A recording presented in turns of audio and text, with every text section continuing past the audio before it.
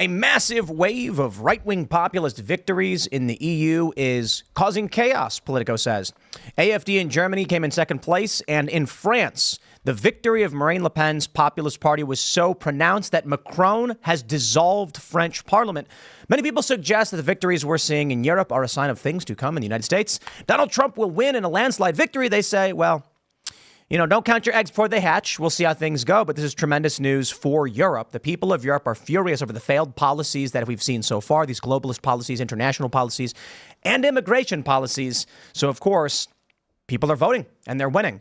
Now, we're going to see what happens. There are also riots happening in France, and some people are trying to act like that's related. But I got to be honest, French people just riot. It's kind of the thing they do. And they're riding over a motorway. So, it is what it is. But we'll talk about that. Then we got Joe Biden's approval rating hitting a new low, which is shocking. And Donald Trump's polling seems to be stable, although the media keeps trying to claim that his polling is getting worse.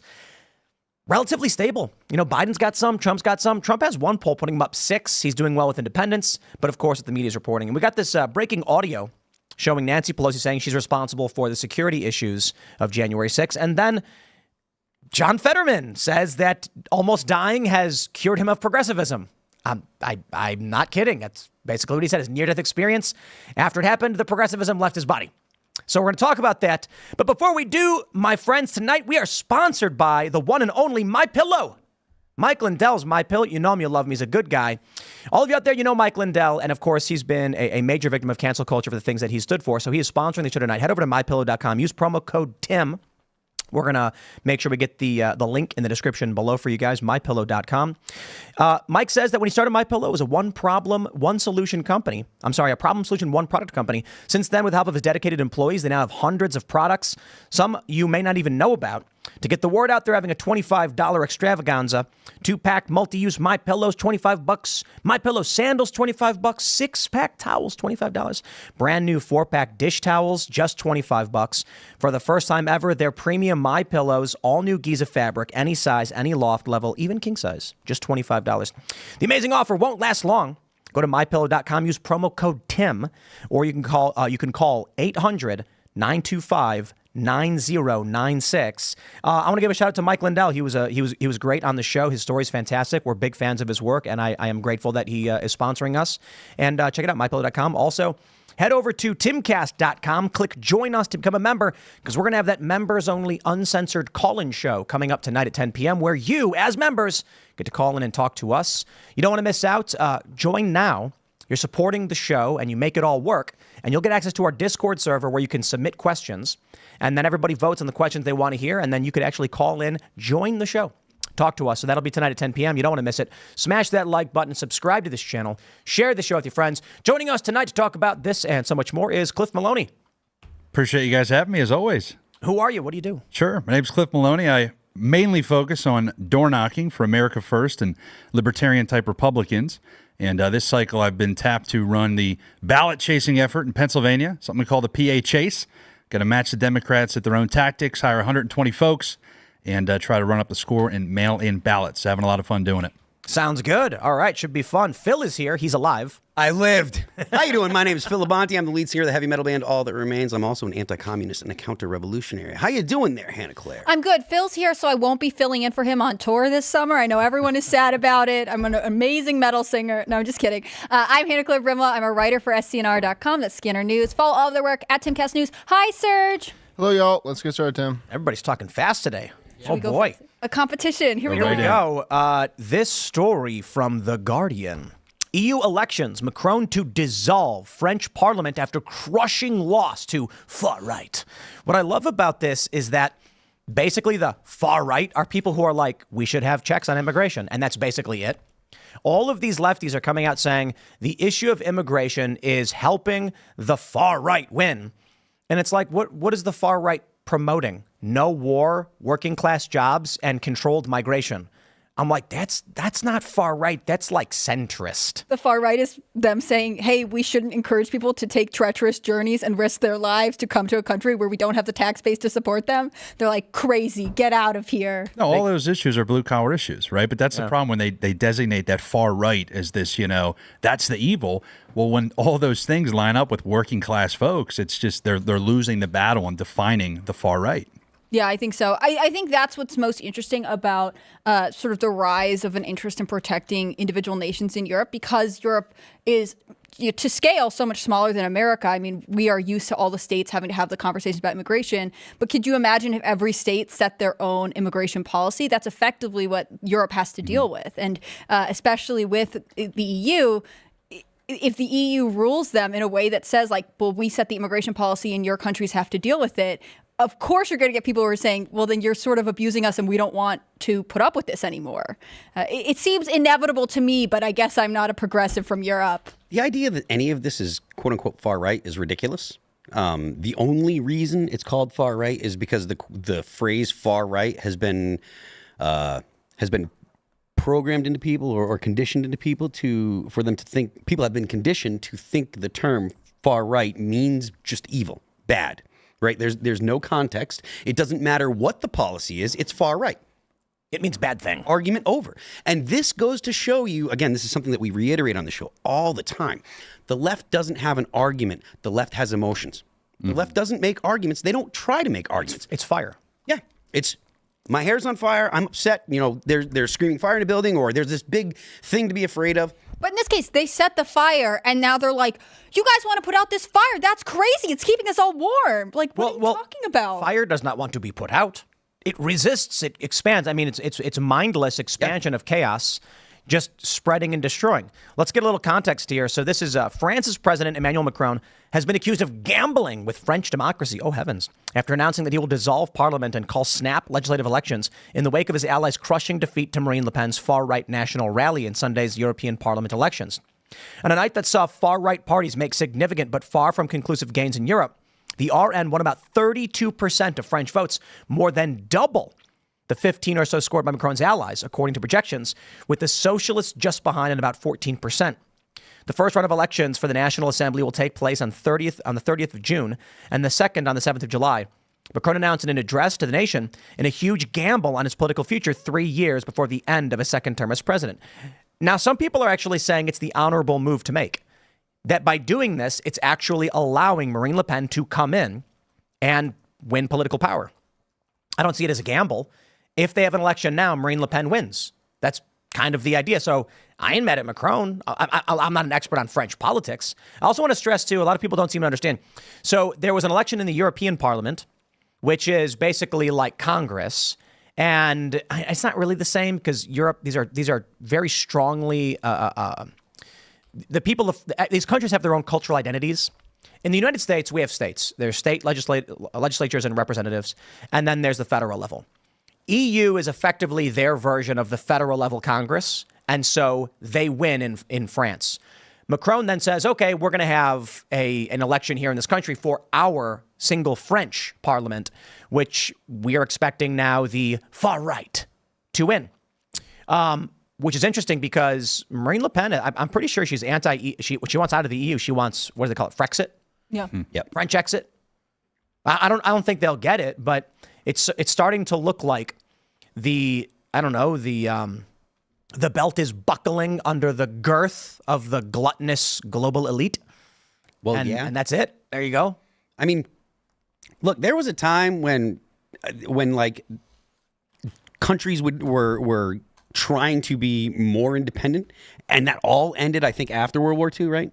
And now it's like, ever since it's like the UN, and now there's the EU, it's like we're trying to make all these different countries across the world enter into these, I don't want to call them pacts, but these organizations that are supranational, right? And essentially, it's my opinion that, like Tim said, it's just, the global elite or the power brokers trying to consolidate as much power as they can. They want to, most of these organizations, the UN, the EU and stuff, they would like to have the ability to veto any of the individual nations' laws, not their votes in the EU or whatever, but they're individual laws in the nations. There are definitely people in the UN that would love to be able to veto, American state laws.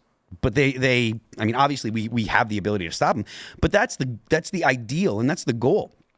And that's part of why you see all of I believe part of the reason why you see all of the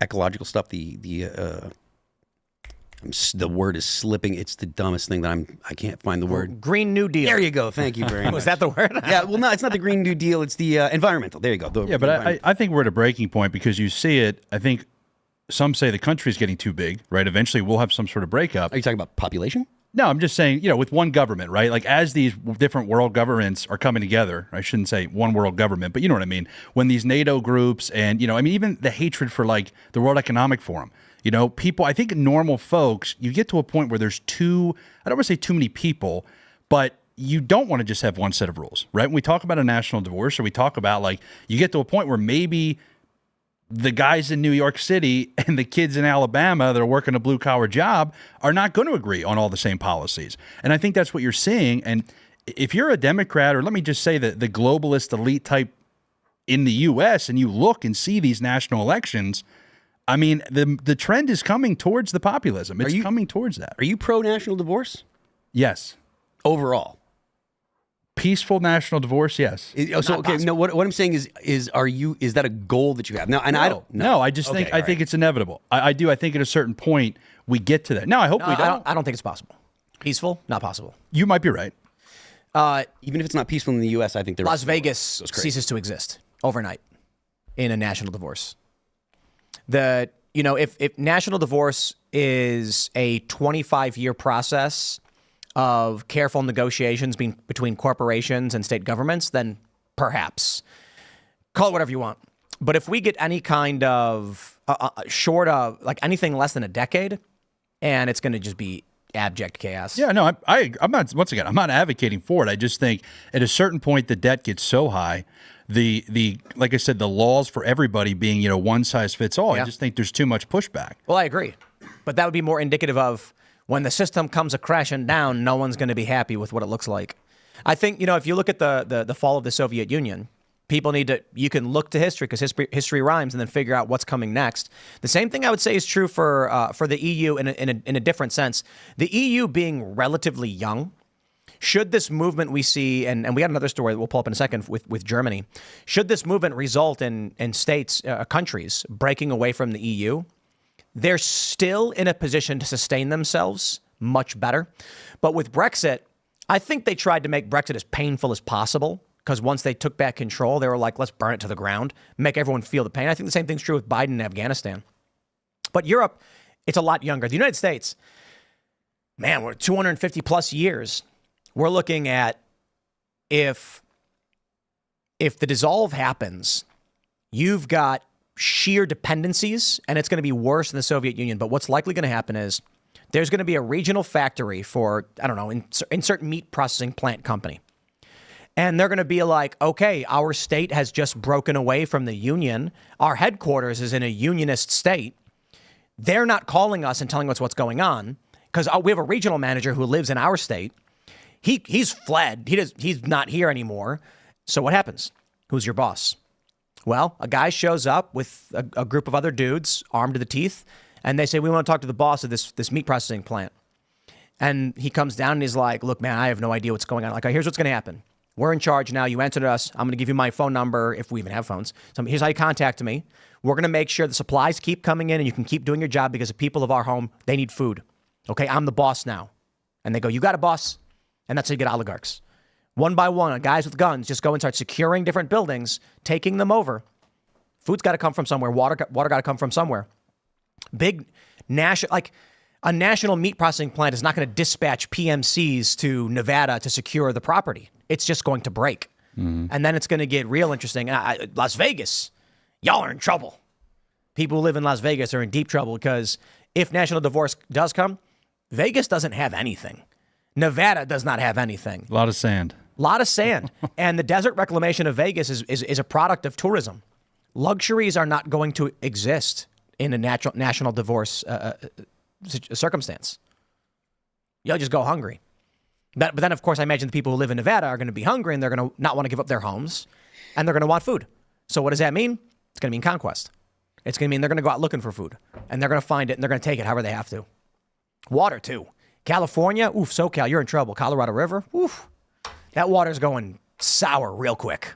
I do think, major American cities, especially like Nevada or maybe even Phoenix to a certain extent, I'm not a geographic expert here, team, but they have benefited from the fact that we encourage interstate commerce and we encourage development that allows people to live where they naturally wouldn't have settled. I think in contrast, Europe, because they are all actually their own countries and have their own economies, it's much easier for them to come to the realization that they could break away. I mean, there are parts of Europe that have different challenges, but for the most part, Americans, businesses, in my opinion, American businesses and American state governments are used to a certain amount of interdependency where that wasn't always the case in Europe. The story I was told from the Spanish activists was really interesting, how the EU just basically mutilated them. They said, so this is what the activists told me when I was in Spain back in like 2012. They said before the EU, the currency was the peseta. And you'd wake up in the morning, you'd go to the local, coffee shop or whatever, you'd grab a newspaper, 1 peseta. You'd cup of coffee, 1 peseta. You'd sit down, you'd eat, you'd drink, you'd read. No big deal.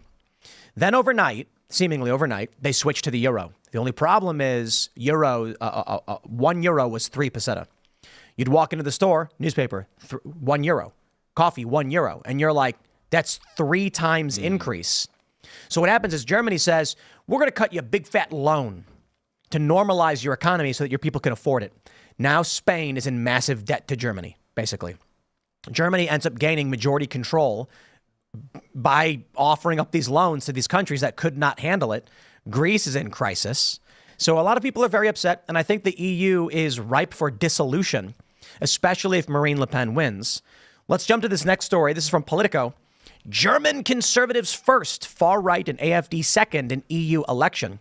Alternative for Germany beats Chancellor Olaf Scholz's Social Democrats, who had their worst result in a national election in the party's history. There's a crazy thing in the story that there was one guy. Let me see if I can find this. He was convicted for saying everything for Germany. I guess it's not in here. I think it's in the New York Post story. But it's a crime in Germany to say everything for Germany. It's pretty wild. When you try to take over Europe, laws reflect that kind of ambition after you lose. So this is very similar to the French story. AfD, which is considered the right-wing populist party, isn't doing as well as, say, Marine Le Pen. But they say the conservative alliance of the Christian Democratic Union and the Christian Social Union finished first in Sunday's European election, winning 30.2% of the vote, according to a projection from German public television. While the conservative victory was expected, the real race in Germany was for runner-up. The far-right Alternative for Germany party was projected to finish second with 16%, a gain of 5 points compared to the 2019 EU election. If the result holds, it will be seen as a big success for a party that has been beset by scandals in recent months. The party's top 2 candidates for EU election were implicated in a series of sensational allegations of misconduct involving suspected espionage, potential Russian influence. Yeah, I don't believe any of it, to be honest. Most recently, the party's lead candidate, Maximilian Krah, was forced to stop campaigning after he defended members of Hitler's Waffen-SS as not automatically criminals. Oh, heavens. One of the party's national leaders, Tino Trupala, called it a historic result. Across Europe, far-right nationalist and populist parties are projected to make sizable gains. Nigel Farage is running too. So it just looks like, I think when you have unfettered immigration, illegal immigration, and you've got these insane videos of, I hate to say it, but there's crime. People are terrified of the crime. And sooner or later, there is a majority that will vote the majority. I've been saying this to progressives. I remember I was having a conversation like 10 years ago with some progressives, and I'm just telling them, like, you do realize unfettered immigration, mass influx of non-citizens results in a majority backlash, conflict, and chaos, right? If you have immigration slow, measured, allowing people to assimilate, everything goes smooth. You bring in 5 million people in 4 years, and then you will get a massive whiplash. There you go, Donald Trump. He's coming. And it's all because a lot of governments, the people in governments, are essentially ashamed of their own countries and ashamed of their own the fact that they have a successful Western country, and that the rest of the world doesn't have the same kind of success. There's different countries with different government types and different cultures, and you're going to end up with different results. That's why different countries are good. And like, the idea that we should get rid of that, should just homogenize the whole world and have one country with the global government and one law for the whole world. It's absurd. It's ridiculous. It will only ever be tyranny. Yeah, of course. Because has to be. What we're seeing in numerous countries that have tried multiculturalism is that two groups that don't like each other will end up fighting. So a tyrannical force then comes in and tells both of them to sit down and shut up and takes from them. You have a country of a shared culture, free speech, you mostly get along. You have multiculturalism. You're going to have some people being like, that's blasphemy. You've got kids who are being charged with felonies for riding scooters on pride flags in Washington. I got ideas about that. I mean, you see this with like Minnesota has laws on the books about female genital mutilation, right? Like that wasn't just something that was born of the Scandinavian population that settled there. I mean, the other part is that there is nationalism or populist parties on the rise in like Italy, in the Netherlands, in Greece. Like it's happening. Greece not as much, but like Netherlands, Finland. It's happening all over the place again because ultimately, I think it's this waking up of being like, instead of being told for generations, we need to be welcoming, you need to be tolerant. Those are good values. On the other hand, people are turning around saying like, I think I need to put my family and my citizens and my neighbors first, and realize that the thing that we have built for generations is special and worth protecting. If a government makes promises and then they don't actually result in or don't produce the results they promised, then the population is going to be like, we want a new government. Mm-hmm. It's the biggest failure of virtue signaling politically, I think, ever. This whole border issue. Multiculturalism, you're 100% right. That's real good. Until these folks, right now, they still have sex. And by the way, I have no idea about this election. I guarantee you the Social Democrat platform is not combating the idea that they need to close their border. Right? And I think you're seeing that in the States. And I think until those people in the party realize the virtue signal is not going to win elections, that normal people are waking up saying, hey, you're right. 5 million people over a year, we might have an issue here. There's too many, things that have to happen. We have to develop this out. We have to do it timely. And it's crazy because the left still has that narrative and it still works for a lot of the base. Not to turn them out, but I mean, they control that narrative and they're not open to the idea of saying, listen, there's this rise in populism. And when I say populism, I mean, being proud of your own country. Right? Being able to say, yeah, America first, not because you hate other people, but because you want to have a great place to live. You want to have a great country. But I think until that bow breaks, and it's happening now, I think across the country, across the world, there's still that sect, and they're going to eventually realize you cannot win an election when you're pushing this idea that we have to have open borders all the time. I wonder, do leftists not have like a sense of nostalgia? Like, honest question. They're afraid of being called a bigot. They're afraid. There's so much fear. It's like there. the past is bad. Yeah, anything, because the leftists are thinking that. I mean, you look at the French Revolution; they restarted their calendar. You look at China; they restarted their calendar. When there is a new, when there is a socialist kind of government, that leftist idea, they always want to start over with a day one, and that's happened on a ton of stuff because they look at the past and they see any of the failures, and they're like, this is all because of capitalism or whatever the organization was, monarchy or whatever, all of the bad things. We have to wash all of that away, wipe it all away, and we have to start fresh day one. New man. And that's what it really goes to. It's restarting everything. They want to restart man. And I think to the past, and I remember all the good stuff. I don't really think that much about the bad stuff. I mean, like, we want to get rid of it. We want to remember the good stuff, and we want to make more good stuff. Good thing is a good thing. And I wonder if, like, you, because Anna Claire, you're mentioning that the things that we have built over generations are good things. I remember waking up on Christmas Eve.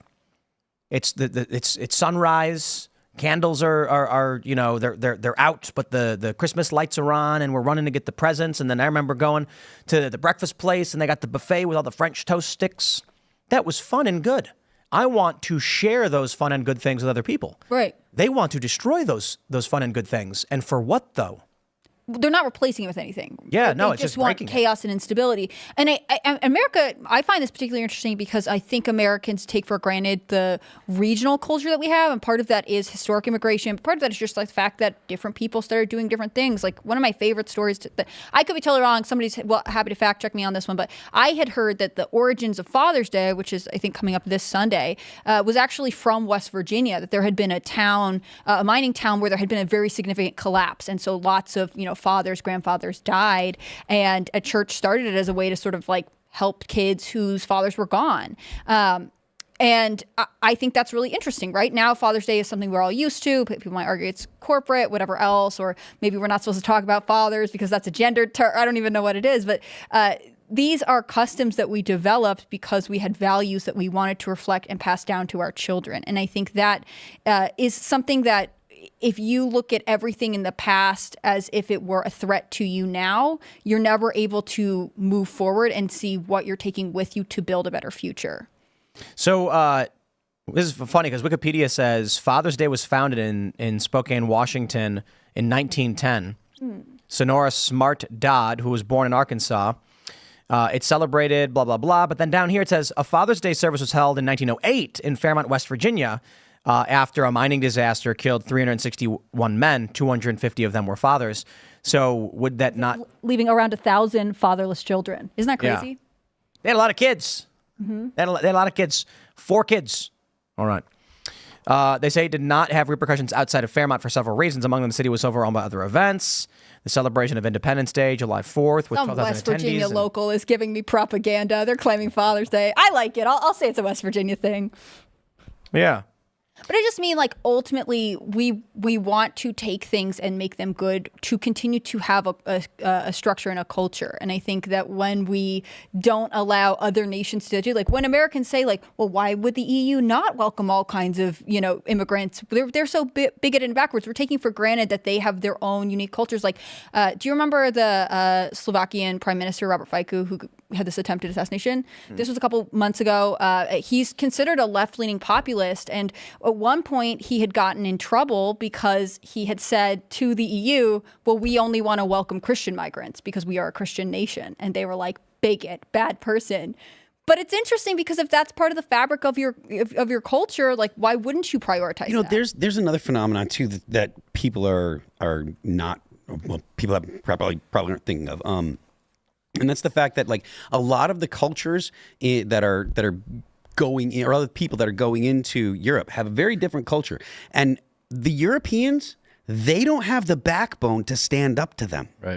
Right? So, like, well, the people do, but the governments don't. So this effort by the people to change their government is literally an effort for them to protect them, because if the government doesn't, if you don't have a government that can stand up to the whims of new population, so if you get a lot of Muslims that want Sharia or want stuff like that, those things are abhorrent to Western civilizations, Western laws. You can't have Sharia law in a Western country if you don't have a liberal government that's got the backbone to stand up and say, no, we're not going to have those kind of things. We're all, like Tim said, we're already having that stuff kind of here with the whole LGBT stuff. You'll see the same thing in Europe with a lot of Islam and stuff, because the Islamic people, they won't tolerate the stuff that the liberals will. So the liberals have to at least have as much backbone as the people that are coming in. And if they don't, the people that are coming in are going to take over. They're going to change it. And it's a really simple analogy. If I got a house and I invite you over, and on every Friday night we order pizza and wings, and then you say, I don't want pizza and wings, I'll say, then you can leave. Because Friday is pizza and wing night. We've been doing it forever. Me and the homies, we get together, we order pizza and wings, and we play Xbox, split screen from back in 2006 on our old garbage backlit TV. And if you don't like it, you can leave. And I can't imagine, like, you do this thing because it's fun to do. It's fun with your friends. You enjoy doing it. And then what? You invite some people over, and they're like, nah, we're here now, and so now you have to do what we want to do. It's like, nah, you get out. This idea that liberals have where it's like, anyone can come here and anyone can do whatever they want, and then we're going to change the fabric of society for them too. Instead of putting Merry Christmas up everywhere, we're going to put Happy Holidays. And I'm like, why? I got no beef. They can celebrate Hanukkah, Kwanzaa, whatever they want to do. That's absolutely fine.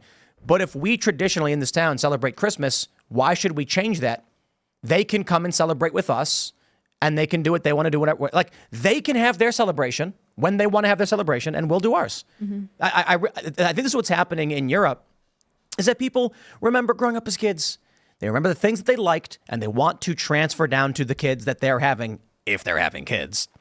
And there are people who come in who don't share those things. And then their local towns say, well, look, 30% of the population here, they want to celebrate, this different holiday. So they voted and we have to accommodate them, so we will. And that takes away from the traditions that people know, love, and enjoy for no reason. Cultural traditions like celebrating a holiday bring people together with shared experiences and help strengthen a community, which you need to survive. That's what humans are. Why change all of that for someone else who's coming here? Look, the people who are coming to the United States, they're guests. Asylum seekers, they call them. Okay, well, the ones that actually are, I say this. I got a spare bedroom. I'm going to let you stay in it. And Friday is pizza and wings. That's it. You have no say in the matter. I'll share my pizza with you.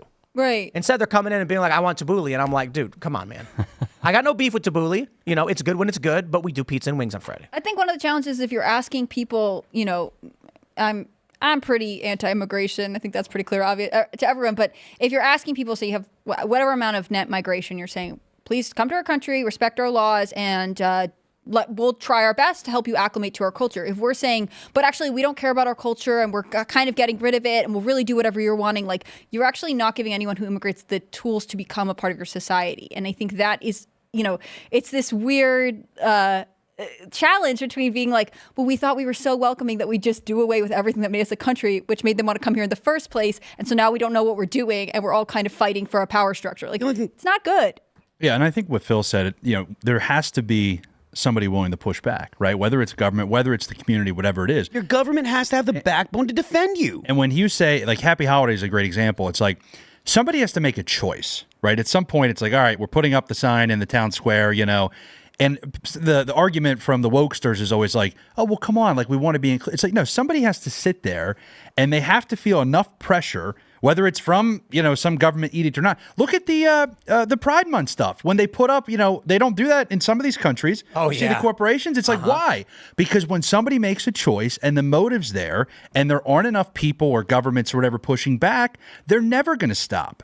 But it's that choice. The worst thing about it is that if we were like, it's Taco Tuesday, and it's like, this is what we do at work on Tuesday. We just order a bunch of tacos and stuff, and because we like it. And a lot of people need to understand this, that like tacos, burritos, as most people know, it's Tex-Mex. It's not Mexican food. Yeah. So now that you understand that, it is American to a certain degree. But anyway, my point is, I'm kidding. My point is, Happy Holidays, is like saying it's Food Day. Happy Holidays, it's like you're not celebrating anything at all. There's no celebration. It's just like, you're doing a thing. So imagine you had Taco Tuesday, but some people came over to your house and you're like, no, from now on, we're doing Food Tuesday. It's like food. It's like, well, we eat food all the time.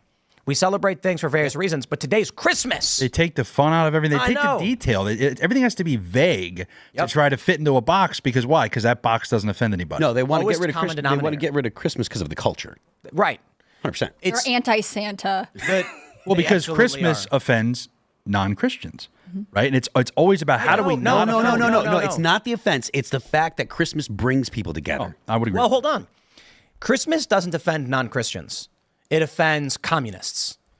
I know a lot of I know people who are Muslim. They're just like, that's great. That's awesome that you celebrate. I don't celebrate that. And then I know people who are Jewish. Oh, that's I'm Buddhist. I know a Hare Krishna guy. They're not mad about it. It is communists who are very, very upset about it, and partly because it brings people together. It forms communal bonds, and it is a tie to the roots of your moral foundation that they need to destroy. Absolutely. And so those communists, though, I would agree with that. But that's what I'm saying. The communists then go and pressure the corporations, right? Yep. You're offending people. You can't say happy holidays. That's what you have to say, right? It's all these pressure points. But yeah, it does go back to that. It's a great point. The more the left can destabilize your society, the more they're going to, because that's their access to power. When they can destabilize the society, then you have rifts in society, and you have people that have tensions and stuff. They can find those tensions, and they can pick at them. It's the dialectic. It's the whole look for the problem and pick at the problem, because essentially the idea in the ideologically informed leftist, I understand your perspective, and some people don't consider the leftists to be all that philosophical or whatever. There is a core of it that comes from philosophy, and it is that they believe the perfected society exists and all of these bad things have wrapped up around it, and the more they pick the bad things away, the more that you'll be able to expose the good thing inside. It's literally the dialectic. You present the synthesis, or you present the opposite, and it comes to a deeper understanding, and that's what they're doing. They're trying to pull the parts of society apart to be able to say we can get to the good in the center. The creamy nougat, the core of the society of chocolate. It's exactly the truth. Let's jump to this story from the Post-Millennial. Breaking: Joe Biden approval rating hits all-time low of 37.4%. It's a sad day indeed for Joe. Old Sleepy Joe. That video resurfaced where he did the cornholio hands. Did you guys see that one? I did. It's great. Cornholio hands. Okay, for those that don't know, it's a reference to Beavis and Butthead, where Beavis, upon having consuming psychoactive stimulants of some sort, because it wasn't just coffee, one time he ate pills, would pull his shirt over his head and then put his hands out like this and start walking around with his hands up. So this is an actual phenomenon that happens to people with dementia. They begin to experience what's called cornholio hands, where their arms are at a 90-degree angle and they walk around going like this. Biden is doing this, and this was 2 years ago. Then you watch that interview with him when he's talking about Ukraine, and he's like, the Ukrainians, I've authorized them to use these missiles only. And it's just like, wow, this guy is gone. They got to be pumping him full of the crazy. That meme is true. That this debate, when he debates Trump, we are going to see the Manhattan Project of psychoactive stimulants. And his eyes are going to be wide open, his pupils fully dilated, and he's going to be like, it's going to be nuts. Adderall Joe. Oh, no. They're going to Adderall. Adderall's already like 4 different meth salts. They're going to come. Then you got modafinil. You know what that is? No. Modafinil, or that's the actual drug name, right? Because the brand name I think is Provigil. You don't need to sleep. They give it to like astronauts and snipers. Yeah, you take it. You don't sleep. You don't need to sleep. It takes away this. You need to sleep, but you take it and then you're awake. Well, and they got all sorts of crazy stuff they're cooking up in those labs that they're going to IV right into. He's going to have his hand hidden the whole time, and there's going to be like a tube going to that's the only way they're going to pull it off. But anyway, this is I think 538 was mentioning this. Yeah, 538's average has Biden at an all-time low of 37.4. That's crazy because 538 heavily favors Democrats. They say, according to 538 senior editor Nathaniel Rakich, his approval rating is at an all-time low. The lowest record approval rating for the president comes amid the ongoing crisis on immigration. Surprise, surprise. In a recent poll, 62% of Americans have said they would approve of mass deportation efforts in the U.S., including a majority of Hispanic voters. The border continues to dog Biden. Yada, yada, we get it. It's a top issue among voters. This is despite him taking executive action on the border, which reportedly will not stop at least 1.5 million illegal immigrants. Well, let me give you let me enlighten you on that one. It'll stop 0 because they've created exceptions for all of them. And apparently the instructions from CBP is to do nothing. So even though Biden claims that he came out and did this, the actual legitimate response is keep doing exactly what you're doing. I think the left has an information problem because they're used to being able to solve these so-called problems where they're polling horribly by just relying on the mainstream media, right? And so now that these things get out with alternative media and people are videoing these people crossing the border, right? It's like, what are they going to do? They put this press release out and they think, there's a problem at the border, but Biden's handling it now. He's put something out. People aren't stupid. And I just think that they're pushing back. And what I love is his numbers with Black Americans, Hispanic Americans, across the board. Even suburban women are moving away from Biden. It's because it impacts everybody that's here. Like you said, the people that aren't guests, the folks that are here, this hits everybody. And I just think with the disbursement of information that we have now, there's just no way to hide from it. There's no way to hide from it. And you're creating an incentive now when they say, the first so and such. So everybody's rushing to the border like, we got to get here. Like that is not going to help. Yep. Do you get the sense that there is a lot of do you get the sense that there are still a realistic or reasonable amount of movable votes, people that will actually change? I do. I don't think it's what people think in terms of swing voters. I think what has happened is I think there are a lot of people that reluctantly voted for Biden. There's people that reluctantly voted for Trump. I mean, we don't think of it that way. But I think in some of these blue-collar areas, I mean, a state like West Virginia, right? Philly suburbs, Western PA, a lot of these old-school Democrats that, Obama almost broke them, but they still, hey, I'm in a working-class Democrat family. I grew up Democrat. We're Democrats. Then Trump came along, and they were thinking about it, right? And I just think now, you talk about his mental acuity. I don't think in the last 6 months it has been the same deterioration. I think it is just off the charts. And I really think that this first debate is going to be the final straw. Oh, his approval rating is going to go to 1. Could you imagine if, he walks out there with the cornholio hands and his eyes squinted, and then all of a sudden his back just straightens out, his hands come down, his eyes open wide, and he says, "I'm here to debate Donald Trump and save this country from this man." And it's just pure articulate genius. That would be what are the odds on that? When for $1 bet you win $1 million? Something like that. I mean, a trillion. I think this is becoming the thing that mainstream media is trying to point out. I watched this clip on Morning Joe where they have Biden being interviewed in Normandy, and he's like, he's got this weird whisper now. He's like, we can never, we have to stay and support our allies. And they want to act like he's acting very serious, but actually he's just sort of losing his voice and mind.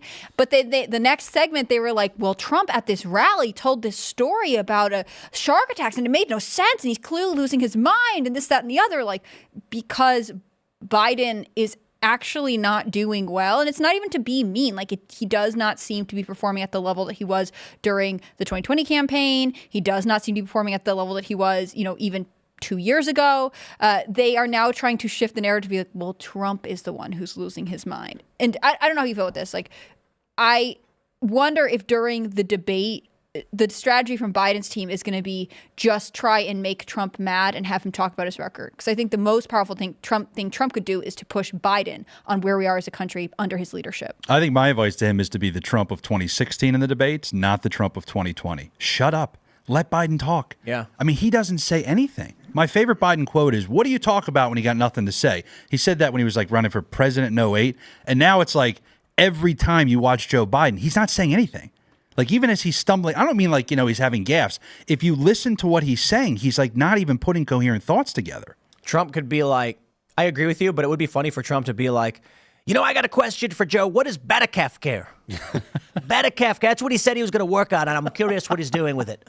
And then they're going to be like, what? And he'll be like, don't ask me. I don't know. Biden said it. Right. And also I'm curious about Trina Nash having a pressure.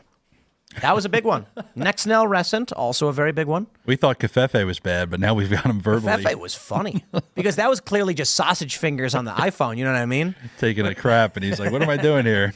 What's funny is there's this tweet from this woman, and she's like, even though they've now confirmed the Hunter Biden laptop is real and that it's actually his laptop, serial number and everything, we still don't know chain of custody, so it has all the hallmarks of a Russian disinformation campaign. What? And I was thinking about it, and I'm like, there is more evidence that Joe Biden pooped his pants than the Hunter Biden laptop is part of a Russian disinformation scheme.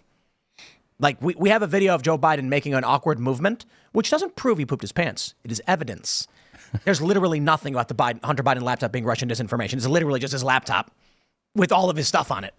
That was admitted into evidence during his trial. Do you think that the stress that Hunter Biden's trial is adding to Joe Biden is increasing his mental decline? Because I've heard that with dementia patients, that they when they're experiencing stress, when they're out of... I think he's completely aloof. I don't think he's really looped into anything that's going on. They say he talks to Hunter every day. Yes. That's why I'm wondering. But while you are correct, Hannah Claire, there's a certain point where when you lose cognitive function, it's Joe Biden sitting there in his chair, and they're like, Joe, the jury has begun deliberations. And all Joe hears is, boo, and he's just like, so you can't really stress a guy out if he can't hear or understand what you're saying, Interesting. Let me make Go I'm sorry, a good example is if you ran to someone and screamed that there was a sulfur hexafluoride burst from a main, and we fear that the contamination is expanding,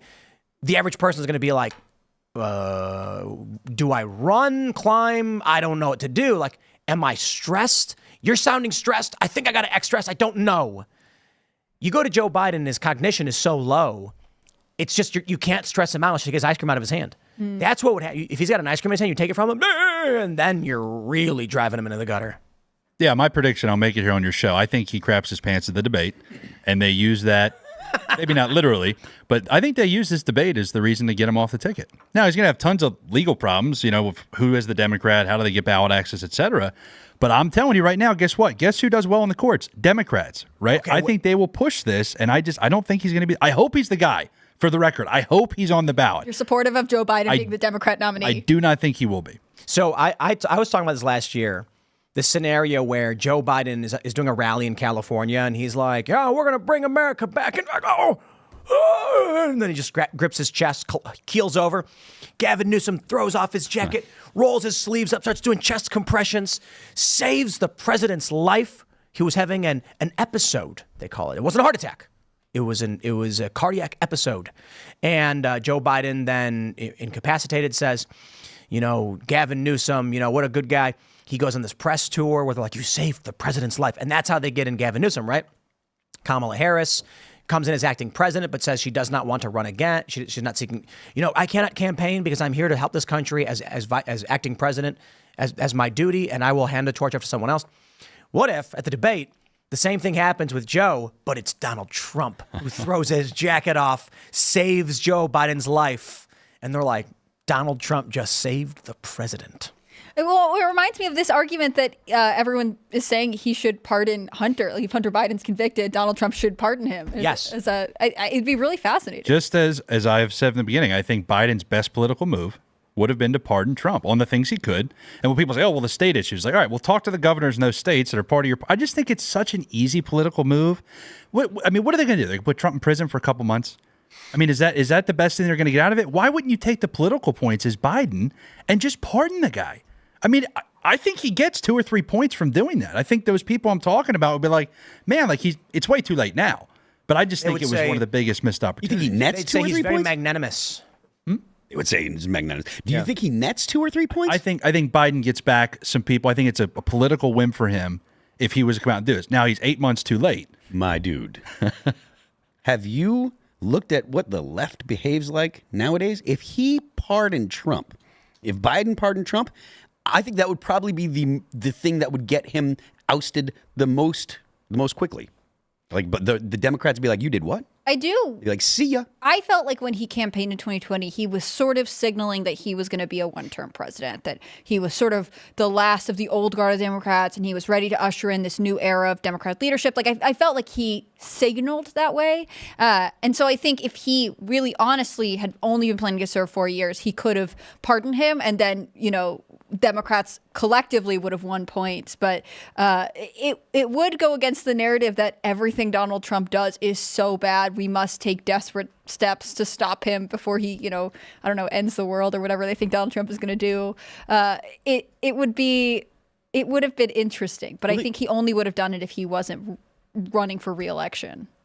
You think that he would have? I think he only would have pardoned Trump if he wanted to be a one-term president. Oh, I don't think that. I think that's a. I mean, I think it's a silly notion. I honestly think the Democrats are far too aggressive and far too believing of, like, they're drinking their own Kool-Aid. Like, they believe Donald Trump is a threat. So yeah, a lot of people are suggesting jail time is the goal. There's a bunch of pundits that are popping up in news articles saying for the crimes that Donald Trump is convicted, you have to have jail time. We're talking about 34 felony convictions. There's no scenario where you give someone anything else. And the reporting is that prosecutors are going to seek jail time. And also, like, back to the Biden pardoning thing. Biden. I'm sorry, I lost what I was going to say. Go ahead. I'm sorry. Biden pardoning? Yeah, Biden was talking about Biden pardoning, and boosting his polls. There was a well, point. Too aggressive. I think it's a really interesting concept. I'm glad you brought it up because the question is, what was the function of Biden's presidency, right? If it was for the Democrats to sort of regain the White House and then potentially, stop electing old white men and have a new, more colorful leadership or whatever, then he could have done a lot of things differently if he was only planning on being a one-term president. But I really think that Biden or Biden and the structure that is propping him up is power hungry and they wanted to stay in the White House. And I think that changes the way you behave. You're not acting for party anymore. You're acting for self. And I think the Democrats care about keeping power, period. Now, if that means Biden gets one term and they realize we can't keep power with this guy, we're going to move to somebody else, or if they think he's our best shot, they move in that direction. But these folks are serious. I mean, they said they were never going to impeach him. They impeached him. They said they were never going to charge him with a crime. They charged him with a crime. They said they'd never convict him. They convicted him. They said, oh, there's no way they're going to put him in prison. They're about to put him in prison. yeah. And I think each of those points, polling might tell me I'm wrong, but I think each of those have backfired on the Democrats and have helped him at each way along. Now, their base gets riled up. Don't get me wrong. But I think, look at how much money Trump's raised, right? I just think. Was it 400? Over like a week? $400 million? Is that? But that includes big donors making All in. Yeah. Bundled money. Yeah. Still, there still, was a like, ton of money to collect there. I think Trump said it was 400, right? I could be wrong. I'm not sure. But even still, like, at that kind of money that fast, I mean, Hillary Clinton spent $1 billion to lose. Barack Obama spent $1 billion. I don't know what Joe Biden spent, but the Joe Biden campaign in 2020 was weird. But I don't think Trump has spent close. Like, he spent his own money on this stuff, or I don't know his finances, and he says a lot of stuff, so I'm not going to go ahead and make comments about what actually happened. But I know that he didn't spend nearly as much money as Clinton or Obama did, and a lot of that reason is because of the amount of coverage that he got from the news. But having $400 million, tucked away to run ads and use PACs. Oh, he already had $400 million in cash. Oh, it's an additional.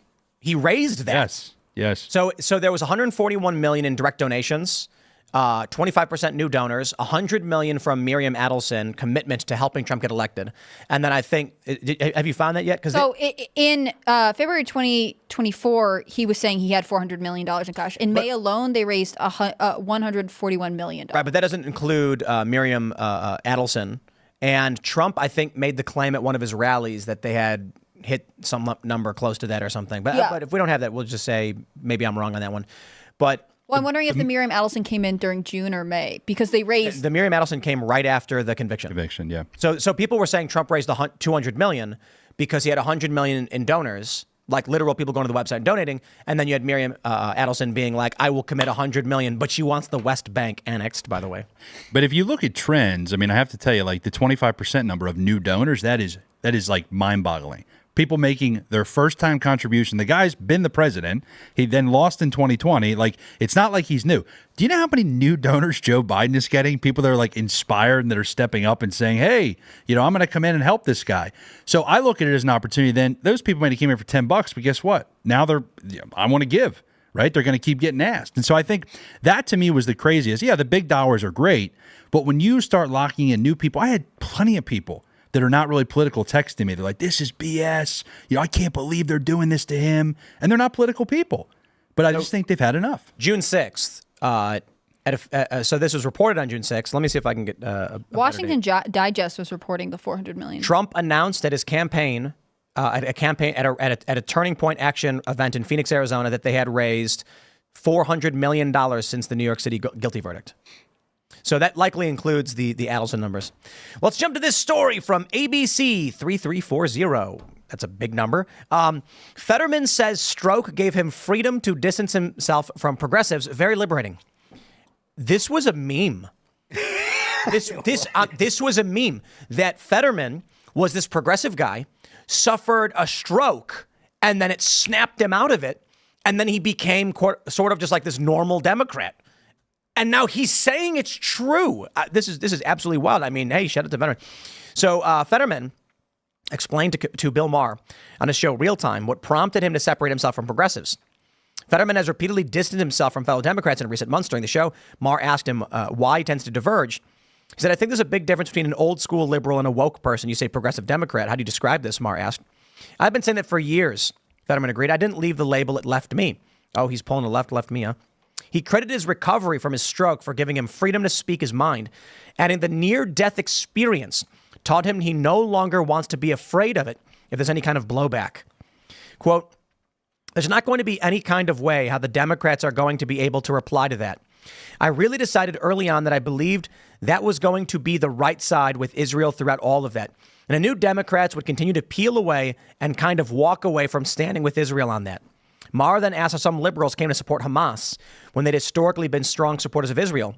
And Fetterman acknowledged many Democrats have begun to overlook what Maher calls a gender apartheid in the Middle East. There are no rights for women, and they certainly don't embrace the LGBTQ lifestyle, Fetterman said of many Middle Eastern countries. Queers for Palestine blocked the Pride Parade in Philadelphia, and I just never saw that on the bingo card. You know, we all did. We saw this coming because I think it was in, I don't know, the UK counties or whatever. It's like Birmingham maybe in the UK or something. I don't know. But there was this big story 6 years ago where a bunch of LGBTQ activists showed up to a bunch of Muslims who were protesting LGBTQ curriculum in schools. And you've got women in full, like, niqab, is that the right word? There's a couple different burqa and niqab. I'm not sure which one. Yeah, niqab is the full covering, right? And there's like women fully covered with gloves on. And there's LGBTQ protesters showing up being like, we're doing this for you. And they're screaming like, no, degeneracy and like other really bad things at these people. It's like, it was plainly obvious to everybody that the whole conservative religious institution of Islam is not going to abide by the LGBTQ stuff. Fetterman saying, I didn't see on the bingo card. That explains why he was a progressive for as long as he was. And then he saw the bingo card, and now he's figured it out. The only thing the Jews and is like religious Muslims, like actually religious Muslims, have in common is they're not really all that fond of the West, and they hate the Jews. The idea that you can have a population in your society that's dictating religious laws in a liberal society, it's like we were talking about earlier. This is not going to work, right? You're not going to have a situation where the population is going to say, okay, we're okay with LGBT stuff, or the incoming population that has committed religious goals, right? Or committed religious convictions. They really believe their religion. And fair enough, but like, you're not going to get them to say, oh, well, we believed our religion before, but now that we're inside this geographic area, we're going to go ahead and loosen up that stuff because we're here. They're not going to. They're going to ask for the area that they're in to change because they've already started changing it. There's talk about Sharia patrols and stuff like that. You hear about that in the UK. I've heard that that's happening in New York right now. I've heard that too. What I actually was thinking when you're talking was there are cities that have been asked for permission to play the call to prayer because they have such a significant Muslim population at this point, which is interesting, right? Like, maybe it's up to the city to decide whether or not they want to do that. But again, if theoretically the city was a Christian nation, that's not something that's traditionally there. So the society is changing to accommodate this cultural practice. I think Fetterman's comments are really interesting because what he's saying is like, I am not going to go along with what my party is saying, and especially for a pretty new member of the government.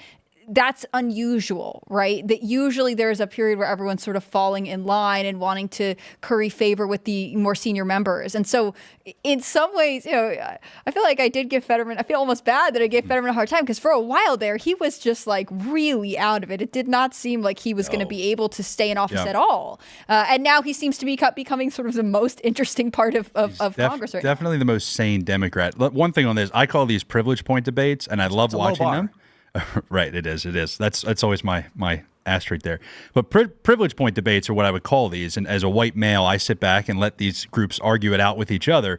But like, the Philadelphia parade, I mean, when those two groups are going at it, they're trying to tell and signal to each other what is the priority, right? What is the priority of our virtue signaling groups and who gets to be the standard bearer?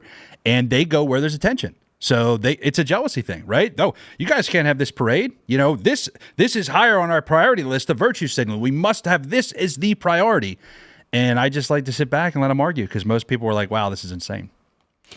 I mean, you're making me think of all the protests where you see, pro-Palestine people clashing with Pride March people. Right. And you're like, you would have thought you were all the same team, except I never thought you were the same team, but you guys sort of did, and now you're fighting. Like, interesting. Just against the West, that's it. Mm-hmm.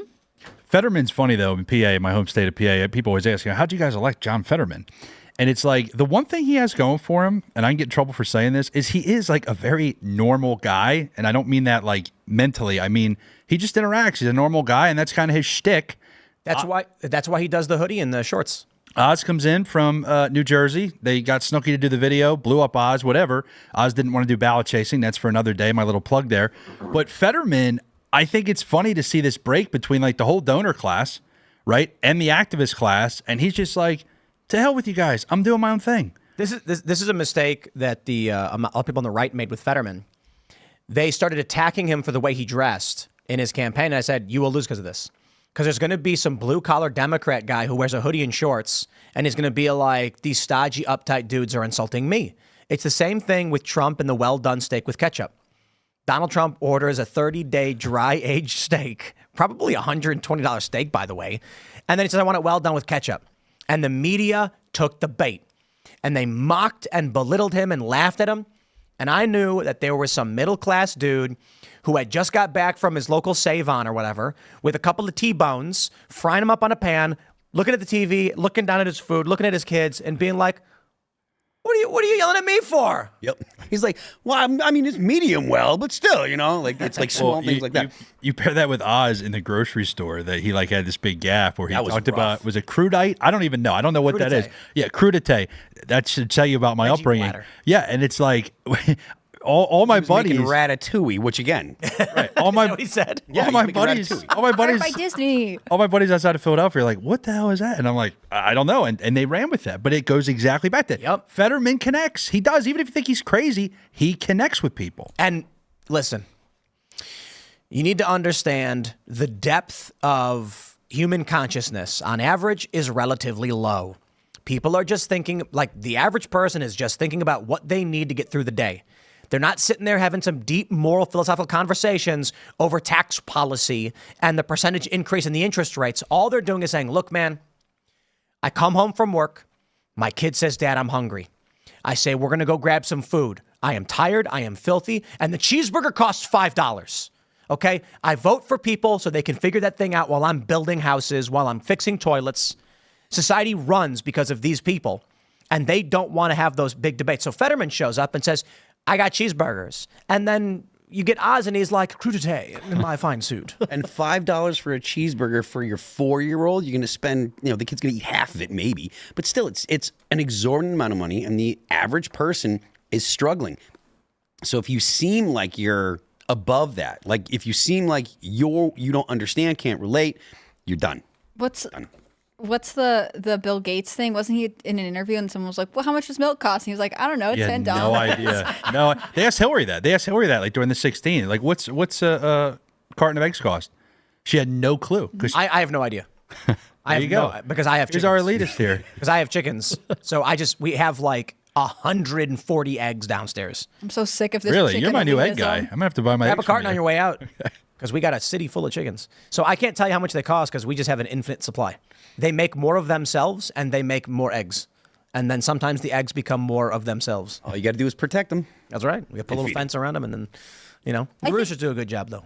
I think the first time I ever heard of Fetterman was, I'm going to totally be clear of how much estrogen I have right now. First time I had ever heard of him, he was on a relationship podcast with his wife and they were talking about how they met and like giving their love story. And this was, I think it was either in 2019 or 2020. And so they think he really did lead. A lot of people do this when they're about to enter, another level of politics, that they sort of soft launch with like a book or they've got a documentary or like whatever. But it was really interesting because it definitely led with like I am just a local boy who does these things and I support my wife while she does whatever. Like it was much more about being relatable or about the relationship as it was in its current state than about, seeming like it was an insight into sort of a glamorous lifestyle that you're not a part The of. guy got elected to the U.S. Senate. He looks like Uncle Fester, and I don't think enough people give him credit because it's like he pulled it off. He's a genius politically. I mean, people like think, oh, he's this.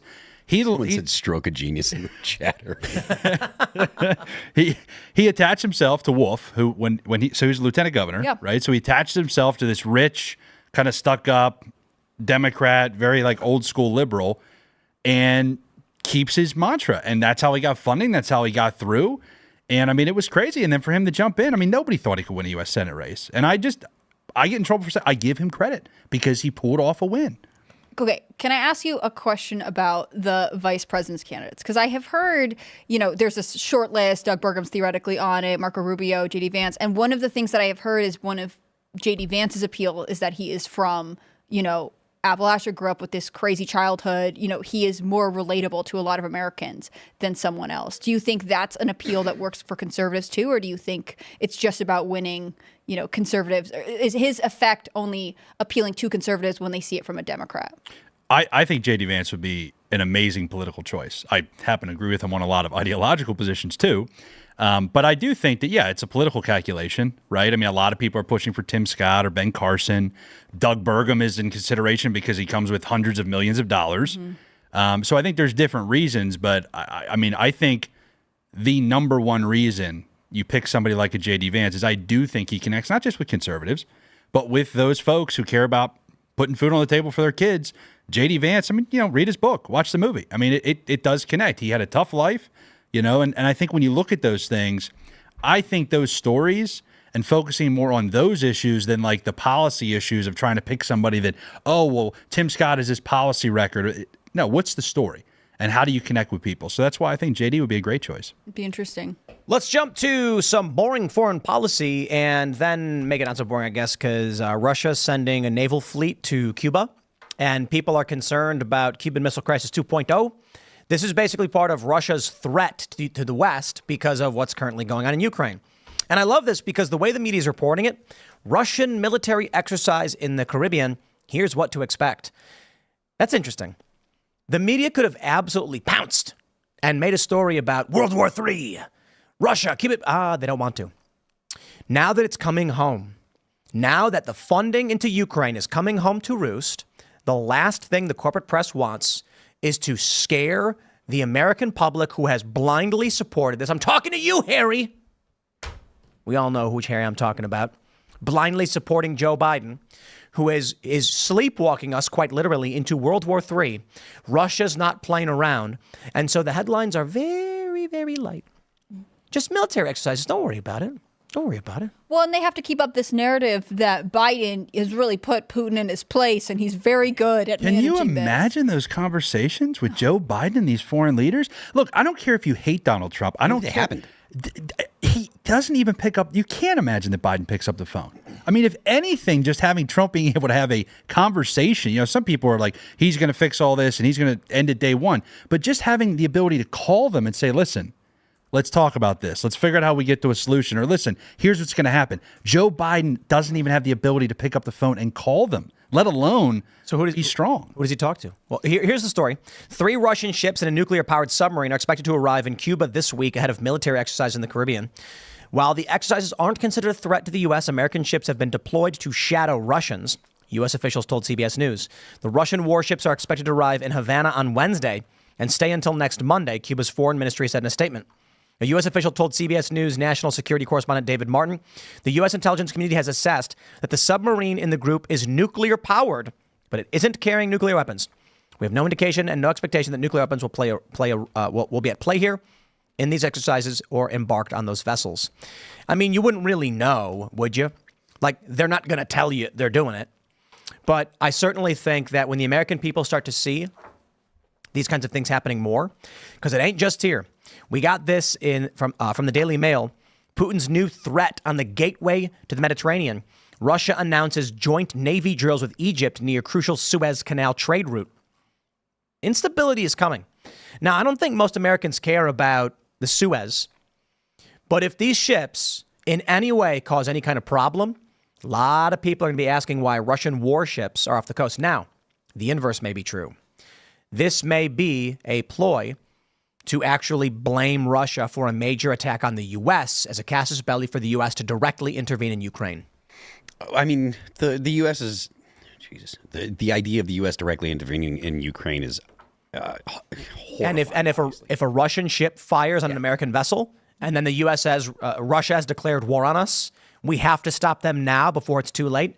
We're deploying troops. We've already got troops in Poland ready to go. Yep. We've been saying for 2 years, where's the off-ramp? 2 years now. Where's the off-ramp? Wow. How do we stop the escalations? And there has been zero Zero pullback. It's all been escalation for 2 years. It's not getting any better. If this doesn't stop, if we don't get the off-ramp, if we don't have a legitimate way for the U.S. to stop funding Ukraine and stop having American military weaponry being fired into Russia, we are going to end up in a conflict with Russia. That's why I think that Joe Biden's comments in Normandy over the weekend were so... They are something you need to take note of. The fact that he was like, well, we never abandon an ally. You know, in this case, he's talking about two different skirmishes happening on geopolitical fronts. Joe Biden is not prepared to end anything, no matter what any international governing body decides, no matter what the people in America want. He is signaling that he is going to continue to fund conflict abroad. And I don't think that that is actually a well thought out policy. I'm not worried about some major strike. I'm worried about what you said, which is a slip up. Right? When you start to put yourself in a position where if something happens or some mistake, and I'm not even saying that it would be intentional, but we could easily spin it that way. And I just think, you know, this is a nuclear world we live in. And when you put yourself in a dangerous position or when you allow things to happen because there's no plan, there is no off-ramp. There never was. I mean, even from the right, these people that are supporting this money to Ukraine, it's like even they can't tell you what the solution is going to be or how we get there. Even if Trump gets in, right? They're not really putting that out there. And I just think we're putting ourselves in a position where bad things can happen. They can happen quickly. And what are we going to do? If all of a sudden something happens and we're like, oh, Russia's to blame. That's the narrative. Now we're at nuclear war. It's horrible. Yeah. I don't think we go to nuclear war right away. But this could be exactly what the deep state, the military machine is looking for. Russian ships come our way. We say, nah, everything's fine. And then, I don't know, Gulf of Tonkin. You don't need much. The U.S. can literally just say, oh, we're under fire. Ooh. And then Joe Biden comes out, mumbles something. And then next thing we know, U.S. troops are in Ukraine, pushing into the border of Russia. U.S. weapons firing into Russia. And then Russia actually sends some ships. And then I think Hawaii is a major point of risk. Alaska as well, because China has already sent strike groups off the coast of Hawaii and Alaska. Yeah, there's military bases on all of the Hawaiian Islands.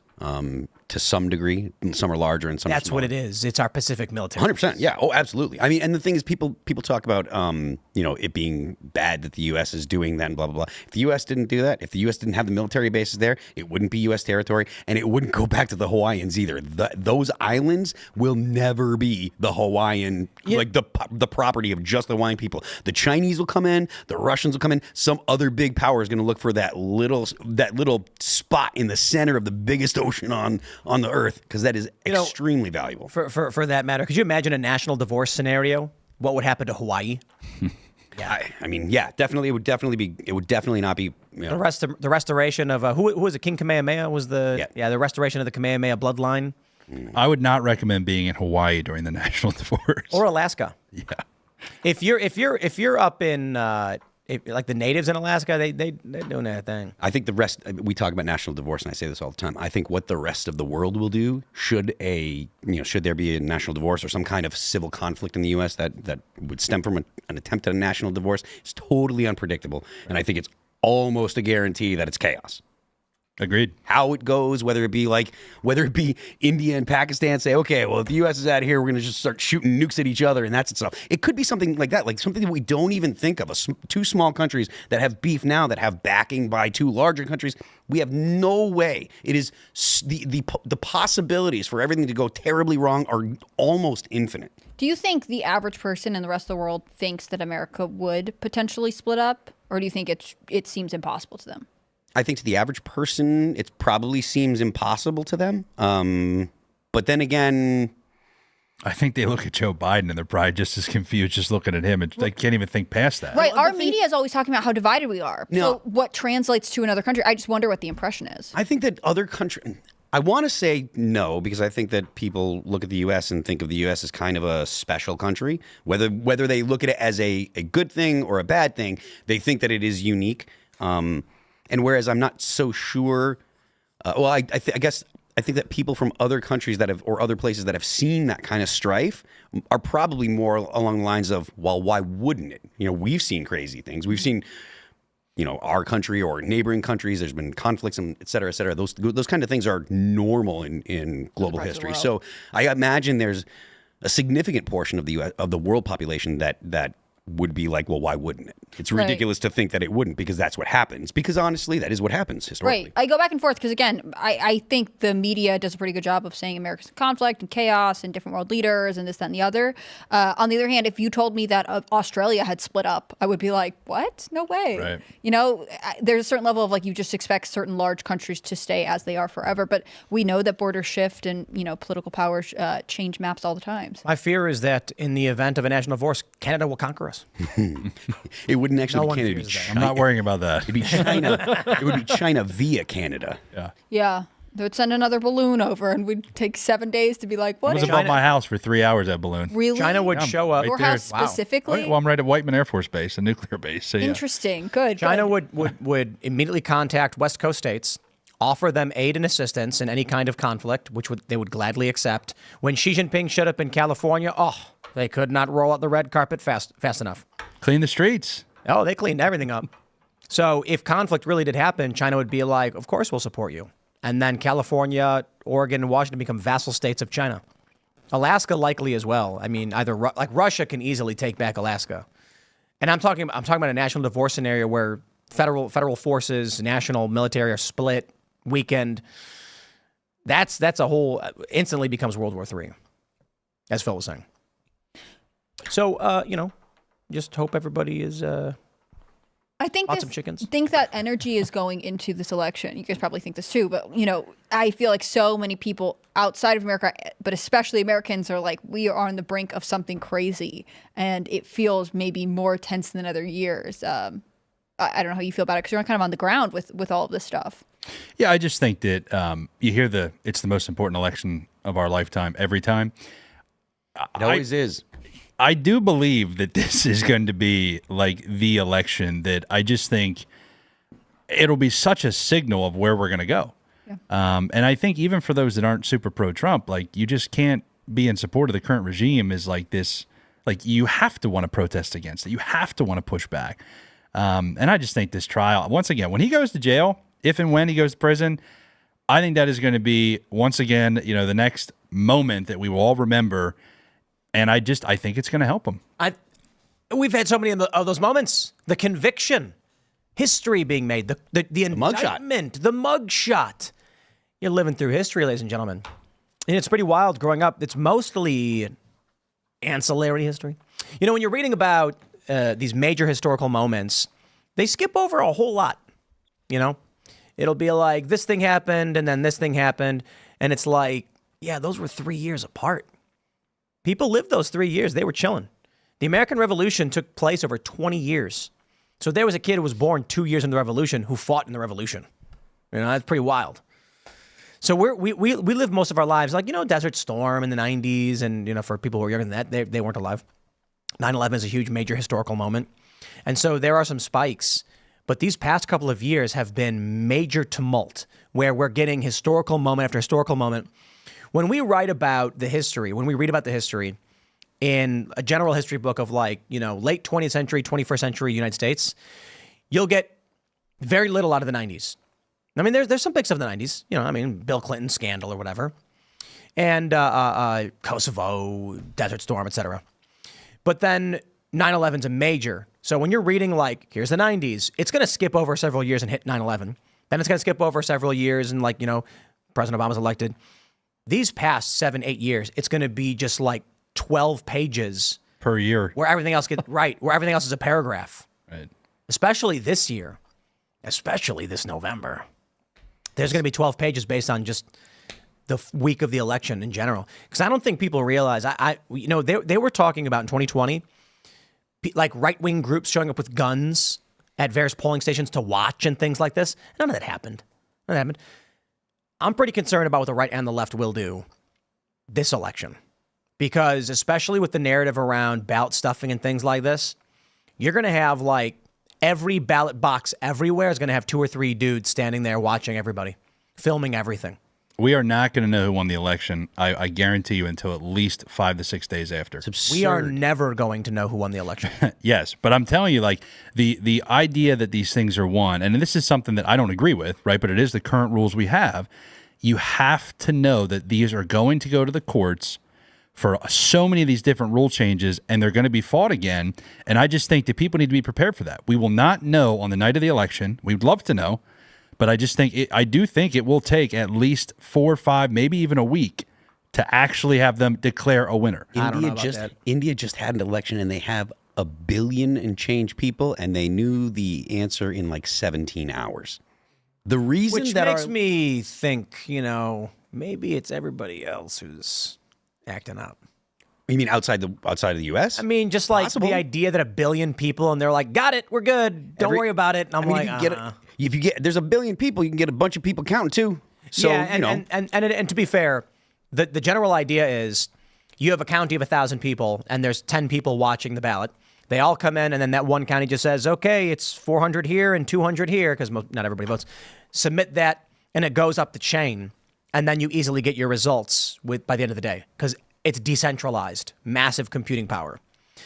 In the United States, for whatever reason, the computers can't pull it off. They don't want to. Yeah. It's literally because the government doesn't want to. Yeah, but what happens is they batch it. So look, I've kind of gotten wonky just going through the PA primary. It was in April, right? We got a little bit of an example of this. So in Pennsylvania, there's 50 days of mail-in ballots. Right, 50 days, which to me is nuts. I grew up, there was one election day, right? Absurd. But the problem is when they change the rules in a lot of these states, they don't say your ballot has to be in a week beforehand, and then they can count them. And then on election night, you just have the total, and you match that to the election day votes, and then you announce it. And so what happens is they batch them in different groups. They're like, hey, listen, these came in, but they didn't have a date on them. These came in because they're in an envelope, right? They have to be sealed, signed. And these are millions of ballots now. We're not talking about absentee ballots or military ballots.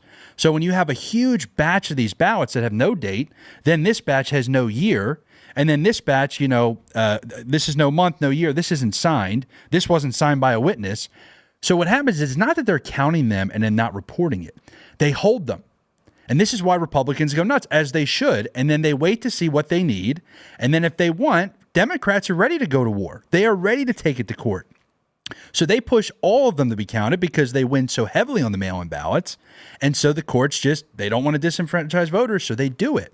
And so that's why you get these situations where they're not reporting out. And Republicans, and I'm guilty of this, after 2020, we said, well, we don't want to do the mail-in stuff because there could be fraud. After 21, we said, let's do it in the courts and fix it. 22, they said, let's do it through legislation. And 23, they looked in the mirror and said, holy cow, we got a problem.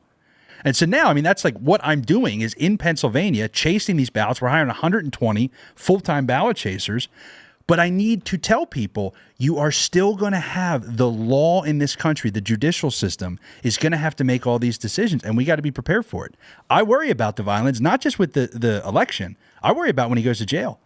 You get some of these Trump supporters that want to show up, and they want to make a statement, and I'm calling for peace. But I do think it is about to hit some sort of tipping point. How'd you get involved with all of this? Sorry. Just based on what Biden has apparently just said, I think we can expect something serious. Take a listen to this. She knows so long as she was denied, our freedom can never be secured. Well, let's hear that again. She knows so long as she was denied, our freedom can never be secured. Sick. So, I feel like we can pull up one of these every single night. I just saw this from Nick Sorter. Nice. Just now. She no long. She sludges. Our freedom can never be secured. Yeah. Why does that feel like he's telling us, I can take your freedom away at any point whenever I feel like it?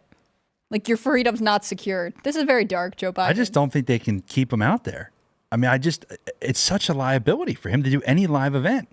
Yeah. When's the last time he did a press gaggle? This debate is going to be epic. It's going to think about that. When is the last time he did a gaggle? He just did he was walking past reporters and talked to them. No, like a legit gaggle. He hasn't done one in the White House press room in forever. I can't even remember the last time. It's been years. The debate. Trump's going to say something like, look, when I'm elected, we're going to secure the border. Day one, we're going to start deportations at the local level. The police are going to come in. They do a tremendous job. We got to give our police some support. But on the border, I'm going to instruct CBP. We're going to start turning people away. And then they're going to say, President Biden, how will you handle it? And he's going to go, okay, someone, Trump and rapists. And then the media is going to report in a cutting response, Joe Biden slammed Trump's claim that Mexicans were rapists and called for humanity. Because what the media does is they translate the gibberish into what they want him to have said. Be Or like, they got the transcript from the deep state saying, here's what we wrote for him. He didn't say it, but, you can. And then you look at the White House transcript, and they scribble out, they they'll just put- change it. instead of being like, this guy just slurred on his word, they'll say inaudible. But they act like, oh, it's a mic issue. There was wind. Inaudible. Like, no, I mean, it was inaudible. You're not totally wrong there. I'd go with indecipherable. Yeah. Or perhaps incoherent. It's crazy. Incoherent. Coherent, indeed. Yes. So how'd you get involved with what you're doing? You inspired by Joe Biden's words, I assume? Not quite. Ron Paul actually back in the day kind of woke me up a little bit as a math teacher. I said, you know what, this guy in the Fed, he's got something he's talking about. But I worked for Rand, and then after the 2016 race, jumped over to Trump and decided I wanted to start door knocking because I felt like that was the only place we could compete when it comes to money. And pretty much from 2016 through 2022, just been trying to elect America First, libertarian type Republicans at the state level by using these door knocking programs. All that changed in 22, because in Pennsylvania, I mean, we were having races where we'd have trouble because of this Fetterman Nas thing down ticket because nobody was focused on the mail-in ballots. Right. They hired 0 ballot chasers in Pennsylvania. Democrats hire about 100 every cycle.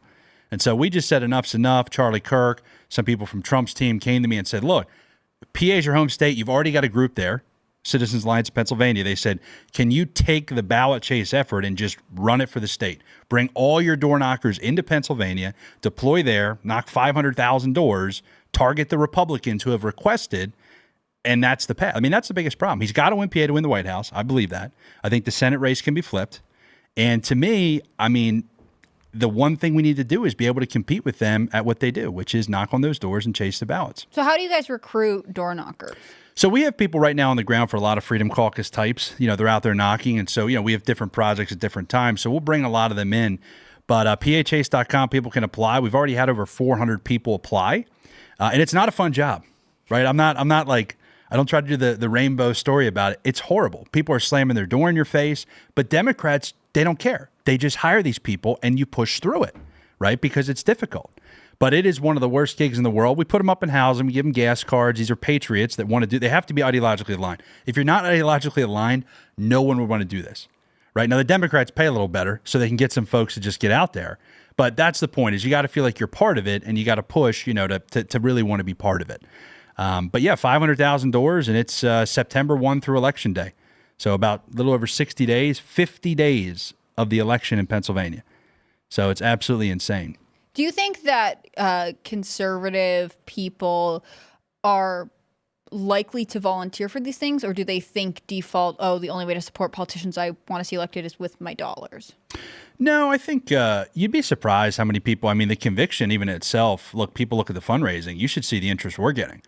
People are like, look, we want to get out there. A lot of people, they say, where do you find these guys at, right? And it's like guys and girls are either taking a gap year from college, or they just graduated, or they're working a job that's, not meaningful to them. And all of a sudden it's like, wait, I can go flip Pennsylvania, and try to win this thing. So it's interesting to find the motivations. But to me, the ideological folks, that has to be the part of it. But I think, I got to go out there and raise $3 million to pull this off, right? And we're doing it. We've raised over $1.5 million. But I do think it's about the party not adapting, the party not wanting to figure out what they need to do. And I think it's malfeasance. How do you not hire a ballot chaser when that's the number one reason you lost the last 4 years of election? Have you received pushback? Or have you received significant help from the GOP? So, yes, under Laura Trump, it's been much better. I will say that. Trump himself, in the last 2 months, has been coming out. We're supporting the chase. We're supporting all these ballot efforts in these certain states. That's a big deal. Yeah. Because when I got into this, and I said this to the guys at Turning Point, I said, look, if we're going to do this, I said, I can't have us do all this work. And then Trump's like, do not vote by mail. He's been great. He's embraced it. This is why I have hope. In Pennsylvania, we lost by 80,000 votes. There's roughly 1 million Republicans that did not vote in 2020. But even more than that, we lost by 80,000 votes. In PA, 140,000 Republicans requested a ballot and let it sit on their dining room table. So it's really like, I don't want to say this is, the thing, but it's the solution is there. Go bang on their door. And when Bob answers the door, you say, Bob, did you send in your ballot yet?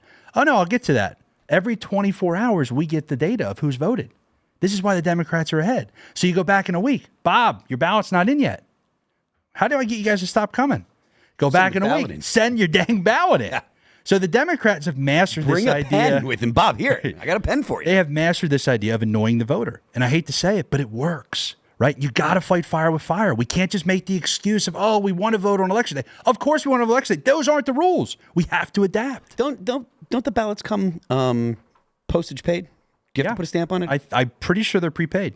And one of the big reasons we saw a lot of ballots that were only Biden was that this is exactly what you're describing. They say, okay, here, Biden, go, get out. They didn't know or care about anything else. They're just like, I did it, I signed it, have a nice day. Well, and here's the thing that I think is fascinating. We care about our ballot. I would say some of us would give up blood to get in the way of the ability, that civic right to vote. Democrats aren't made that way. I hate to say this, right? But a lot of them, it's like, all right, listen, what do I get to get you to stop annoying me? Send the ballot in. You know, here's the ballot. They would trade so much where it's like a weird cultural thing. The last note on this, when you have 1.5 million people that have voted for Joe Biden in 2020 in PA by mail before the last 7-day window, talk about the resources you're spending. Now, all of a sudden, you're only targeting another million voters, where the GOP is still targeting 2.5 to 3 million.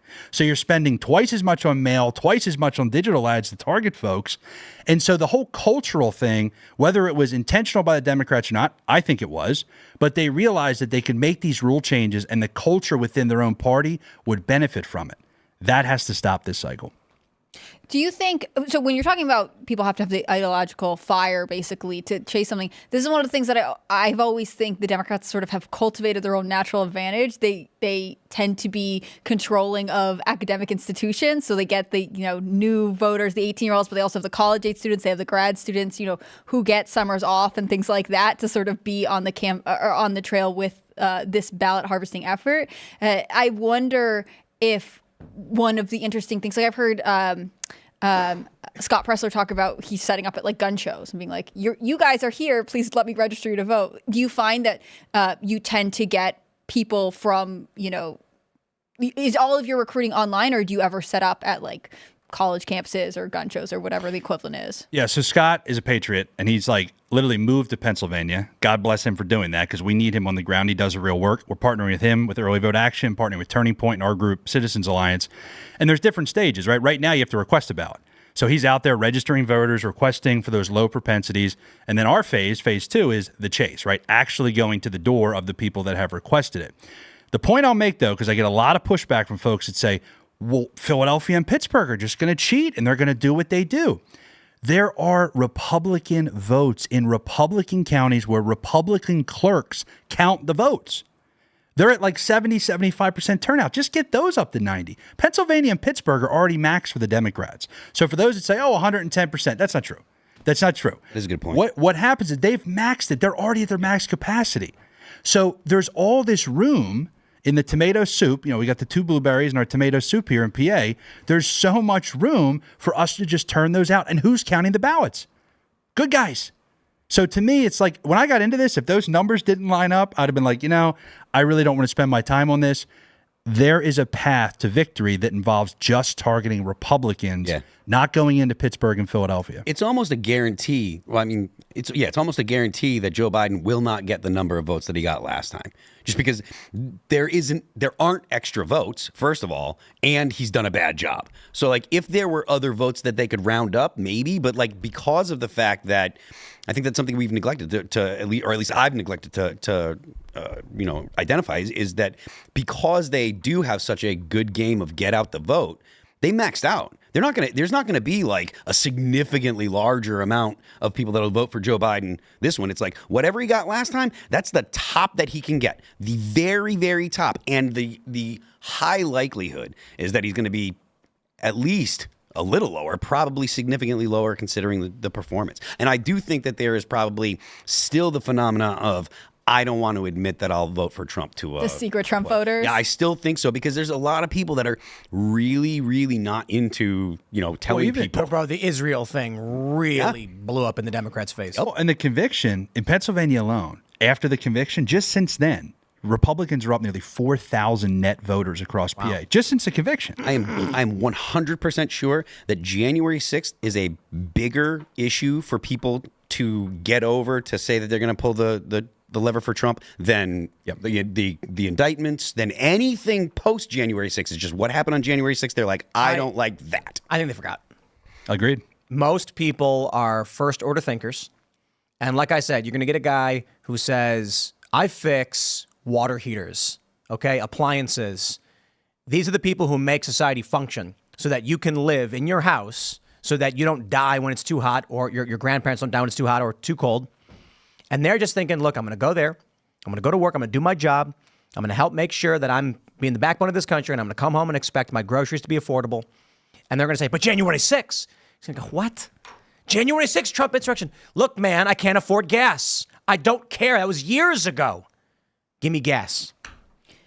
I think that's true. I think that's why the Biden campaign focuses so much on, the past, right? They don't want him to talk about the way the country is right now. They need to be like, well, Trump did this bad thing one time a long time ago and whatever else to maintain, to basically deflect from everything that's going on right now. I think it's so interesting to hear you say that, Pennsylvania is up so far in terms of voters since the conviction, because I do think that in some ways that, to me, obviously with the amount that the Trump campaign raised, was this big call to action. It's sort of how do you get, like you were saying before, Bob to turn in his vote? Well, that seems like a very dramatic step for New York to take. If you're a Pennsylvania voter and if you were sympathetic to Trump at all, you might say, well, I have to do something now.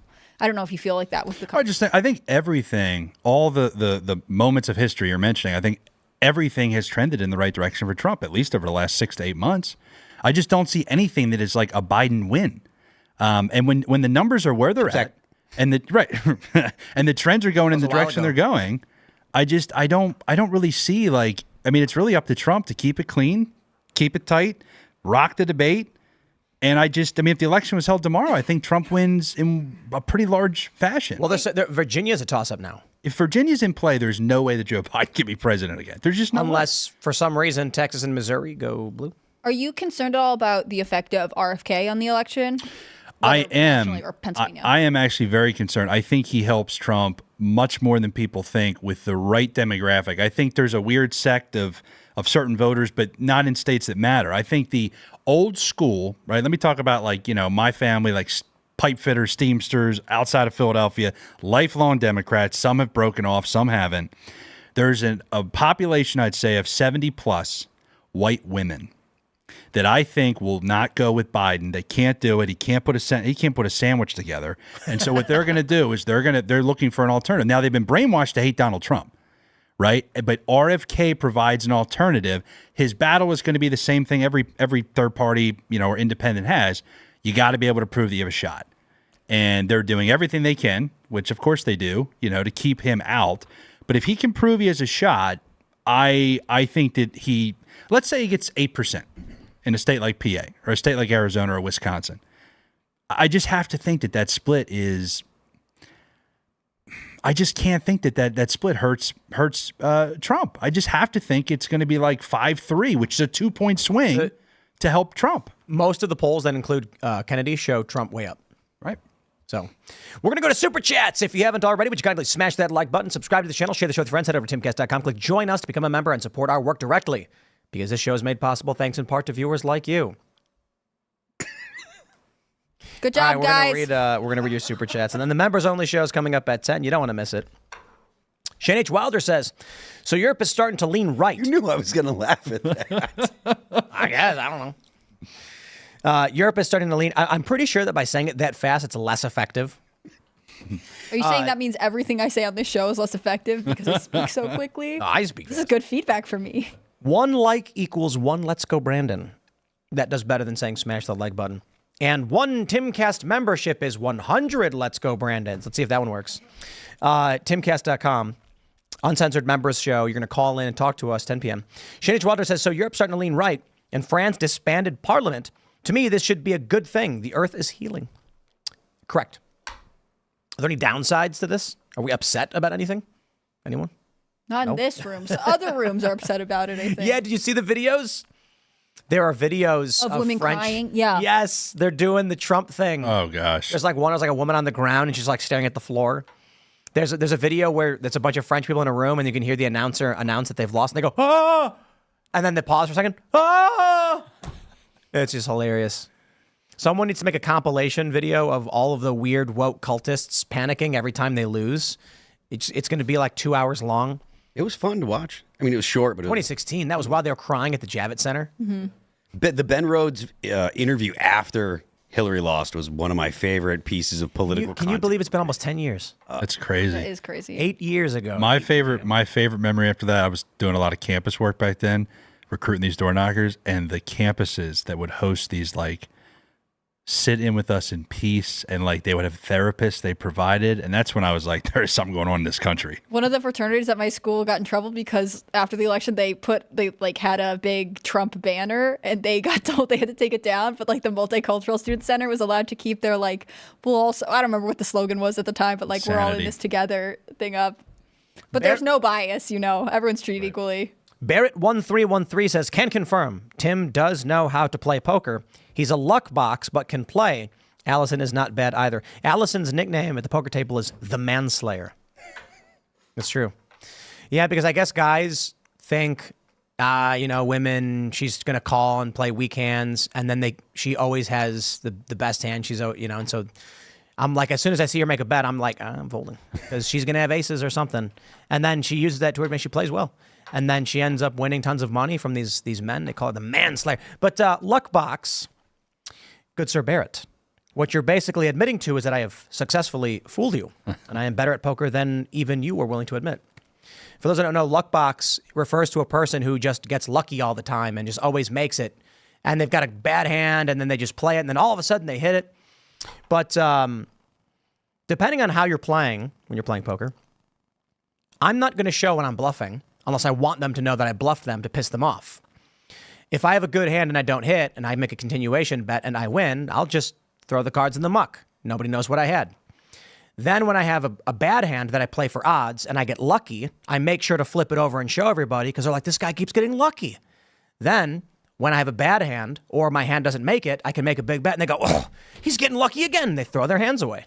So it's the name of the game, brother. Kyle says, my favorite congressman, Thomas Massie, is now following me on Twix. I'm very excited about it. What did y'all think of his interview with Tucker? I only saw bits, but very impressive. Thomas Massie is great. I saw the whole thing, and there's nothing that I strongly disagree with. Like all of his criticism of AIPAC and stuff is cool. Like all of his criticism of Israel's fine. Like all that stuff I agree with. I don't think we should be giving them money.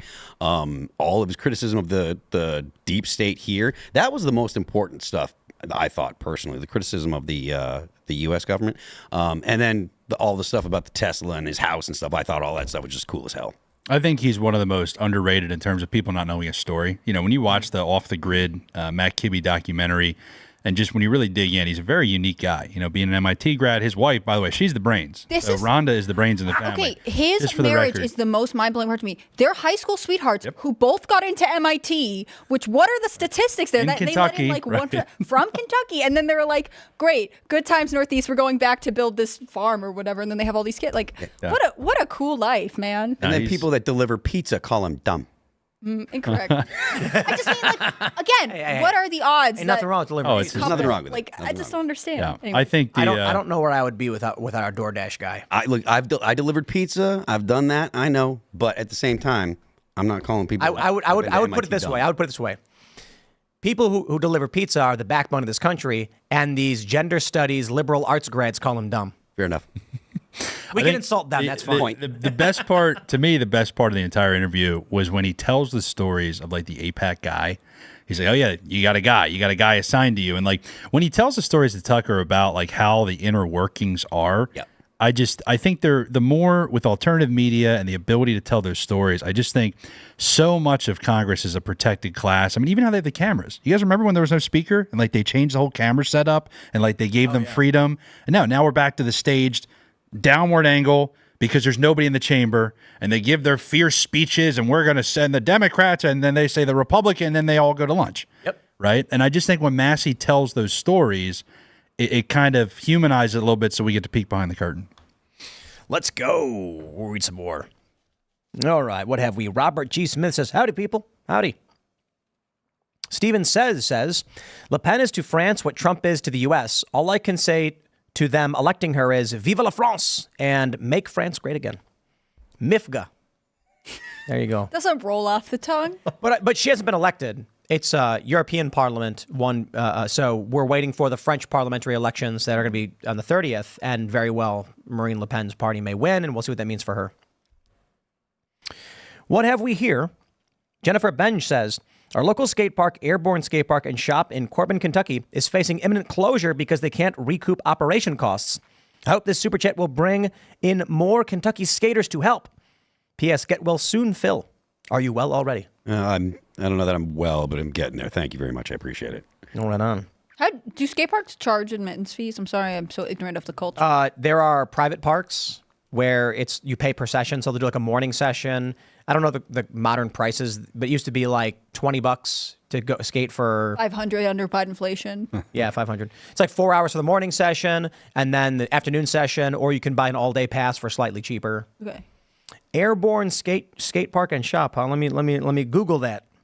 Reminds me of like skiing by the lift ticket. And That's the only. We're so New England right now. We're like, is this like skiing? Did you ever go to Mount Tom? Yeah, I did. The Alpine Slide? What? Oh, yeah. Gosh, Phil and I are from New England. Hopefully there's a huge New England contingent watching Timcast right now. Any of your friends get injured on the Alpine Slide? Not that I can I had to remember. get stitches. You did? Oh, yeah. That's funny. The brakes? Maybe we can Cowards. we can sponsor Airborne. Did you grow up skating? A little No, booty but sponsorship. my one thing I have to admit, especially with Tim here, my dad actually at 56 years old, he can drop into a half pipe still. It's pretty Really? crazy. Yeah, he's I don't know if I should be proud of that or embarrassed, but it's pretty awesome. I'm a little afraid to admit this, but I watch everybody skate here. I'm like, man, I really want to try jumping into like a little one, but I'm afraid I'm going to break my neck Me too. Yeah. because I'm old. We had an amazing session today with Special Mike. He landed a front. This is wild on the quarter pipe into bank frontside 360 nose whip. It's just the board spins 540 degrees while the body spins 360, and then you land going backwards. It was wild. Is that the clip you showed me, or was that? Did he show you that? No, The you were clip playing showed something. before was No. That was actually one of the guys doing construction. Really good nollie backside 360 blunt over the spine. Then he does axle fakie and then fakie big spin blunt over the spine. Then a backside boneless to tail. Really good run. He's super good. He took his shoes off and skated barefoot on the carpet board. Saw that. That's where the board has carpet glued to the top of it. And he was shredding. So we're going to film with him. His name's Corey. He was really good. Polly Pure says, where is Ian? Oh, he's here. He'll be on tomorrow. He's back for only a few days. So I think he might be on this week a couple times. That's and then maybe he'll pitch his coffee. I got to talk to him and Alex about their contest because we set up the contest for him. We haven't yet started it. But if you go to Casper.com and you buy Ian's Graphene Dream and anything else and use the code VOTEIAN, you get the other one half off. And then if you buy Alex Stein's Primetime Grind and any other product, you get another. It's buy one, get one half off. And that's Vote Alex and Vote Ian are the promo codes. And then we're going to pit them against each other in an epic battle of, I don't know, whatever. So Alex said the money that he gets from his coffee is going to a cat sanctuary. A cat charity. Cat charity, I think in Dallas. We think we know which one we're doing, the one that he recommended. Is Ian going to donate to like a dog sanctuary? Or like, I don't know. It's up to Ian. I don't know what Ian is. Maybe like graphene research. Graphene research. Ian promises to buy stock in a company that produces graphene with all of his proceeds. It's less charitable. He's just buying stock. But you'd expect him to do it. So Well, sure. I like the idea of being on brand in character. I mean, we'll see. I think someone super chatted about the coffee. Where are we at? What do we have? Greg Duvier says, Tim, I've never voted in a primary election before that ends tomorrow in North Dakota. I will be voting for Dr. Rick Becker. He's up against 3 rhinos and has been endorsed by Ron and Rand Paul, Vivek, Massey, and Gates. Woo! All right, hold on. Who sent that in? Greg Duvier. No, that's somebody giving me a softball. It's got to be Greg Duvier. I'm running Rick Becker's campaign. This guy's being nice. That's my big shout out to Rick. He's in North Dakota. If he wins that seat, he holds it for 20 years. He's the next Ron Paul guy. Great patriot. Started the Frederick Bastiat Caucus when he was in the State House. So he's a little bit of a nerd, but really good dude. And the establishment just spent about $2 million in the last 2 weeks trying to take him out. That's the game. By the way, anybody out there ever thinks, I want to be a freedom fighter, I want to run for Congress, that's the number. If you don't have $2 million you can put in or you have a close network, do not run for Congress. I'd love for you to run for State House. That's where you can win. But what does that investment get you? Like insider trading information that you can legally exploit? I'm sure once you get there. No, but the truth is, listen, when you go to run, like the establishment, if you're really running a campaign as an anti-establishment candidate, they have money. They typically, their playbook is they'll put $2 million against you in the final, week to 2 weeks of the campaign. And you just can't compete. Everybody's worried about making dinner for their kids, right? These aren't like deep thinkers. I'm not calling the voters out, but when they spend $2 million in broadcast television and there's 10 mailers a day for 14 days in a row calling you a monster, it's tough to combat. Really? So let me clarify. If you run for Congress, they will spend $2 million calling you a monster.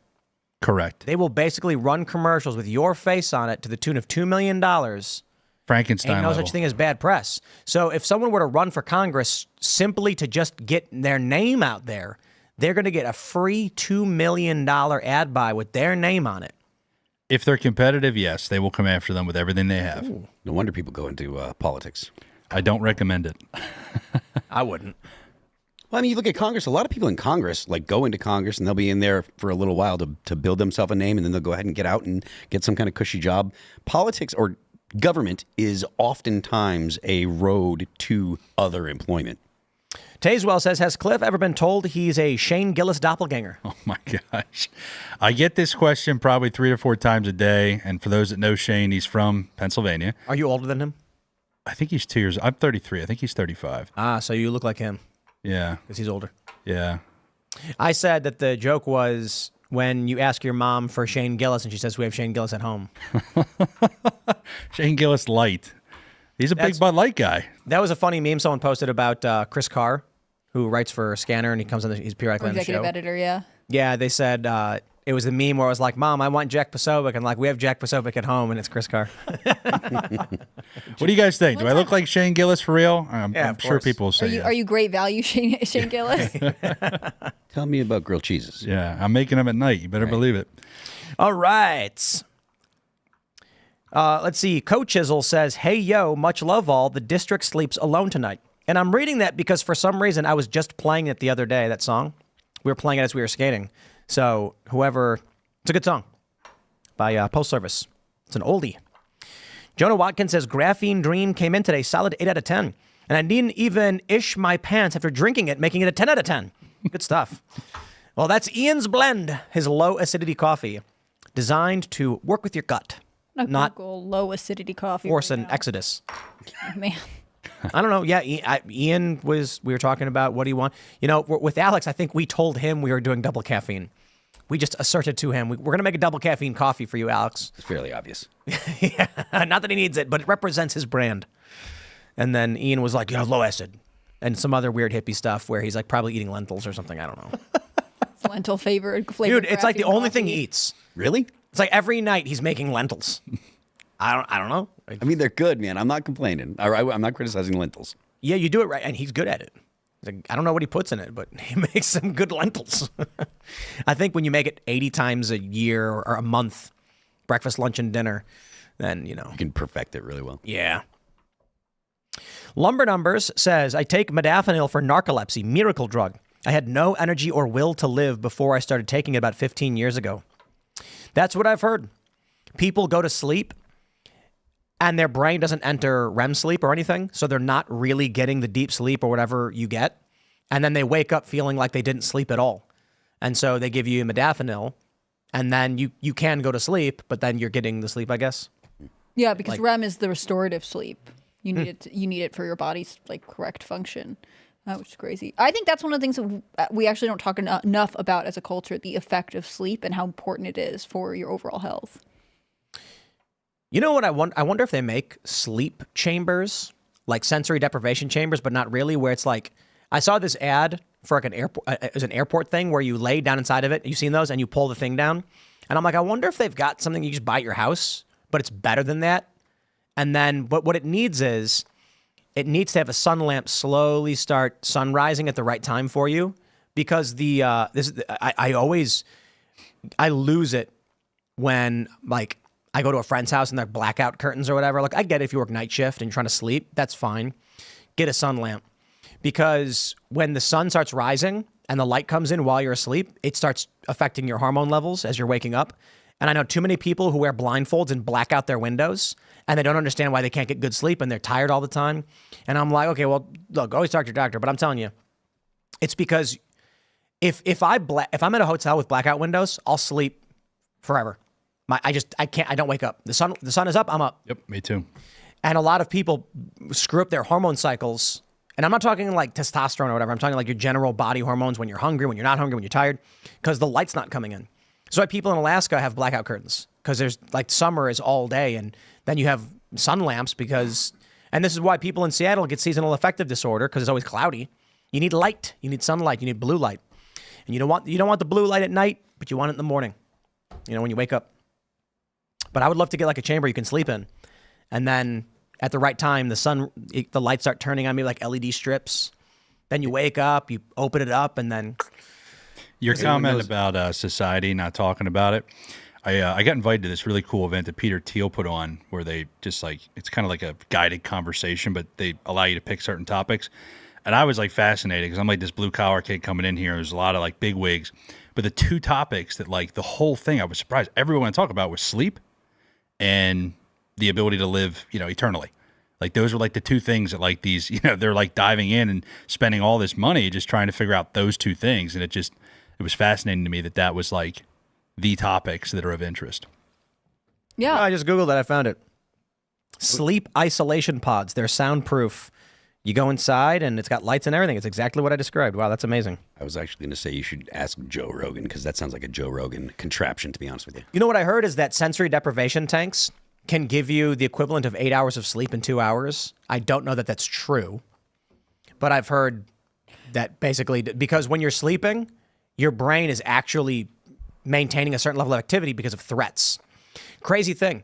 I was reading how if you sleep in hotels a lot, you're only getting half of your like REM and deep sleep, because you're in an unfamiliar place, and there's this instinctive thing that humans do where their brains don't fully go out when you're in an unfamiliar place because of potential dangers. So you have to be familiar with where you sleep to get good sleep. So your body's accustomed to it, it feels safe, and then you can shut down. Sensory deprivation shuts everything out. And so apparently you zonk out in one of those, and a couple hours later you feel like it's been 8 hours. I wonder if that means that I can't get a full night's sleep on a bus, because we'll get on the bus for like a month. I wonder if it takes like how long it takes to actually get used to it, or if over time, because I've done so many tours. What's the same bus? It is. I wonder if your brain knows this is my bus. Maybe. Like it's the same bed. You know what I mean? You're I used do to it. about 200 different hotel rooms a night, or a year, 200 nights. So Really? it's funny you say that, because like I've been doing it for like 2-3 years now with fundraising and just recruiting, and that makes a lot of sense now that you say it like that. You need that awareness of the same place. Maybe a good pillow would What do you great know sense about of pillows? familiarity. I know that Mike Lindell just sponsored us. So mypillow.com, promo code Tim. Take that, Jack I was Posobiec. going to say, it's the only promo code now. Yep. He's going to come in here with a buy pillow, and we're going to have a second buy pillow. Not Tanya, not Poso. It's Tim. Tim. That's it. I was thinking it'd be funny if we did like a pillow off, where like he came here and said promo code Poso. But it's not fair, because like my show would probably do really well and his show would probably do really well, so it wouldn't really work. But Do it here, then do it on his show. we're just doing it because he came on the show and he's a good dude, and he's they're doing a new promo, and they asked us if we'd be interested, and we're looking for sponsors for the events that we're doing, and so this is a trial run to see if it works, and then when we do like the monthly events at the Martinsburg building, we need sponsors. We're setting up RNC shows, and it's so insanely hard because we had to be there all week. The RNC is all week, ridiculously expensive. And so we're like, we need multiple sponsors. Like otherwise it's just too expensive to pull off, but we're going to do it anyway.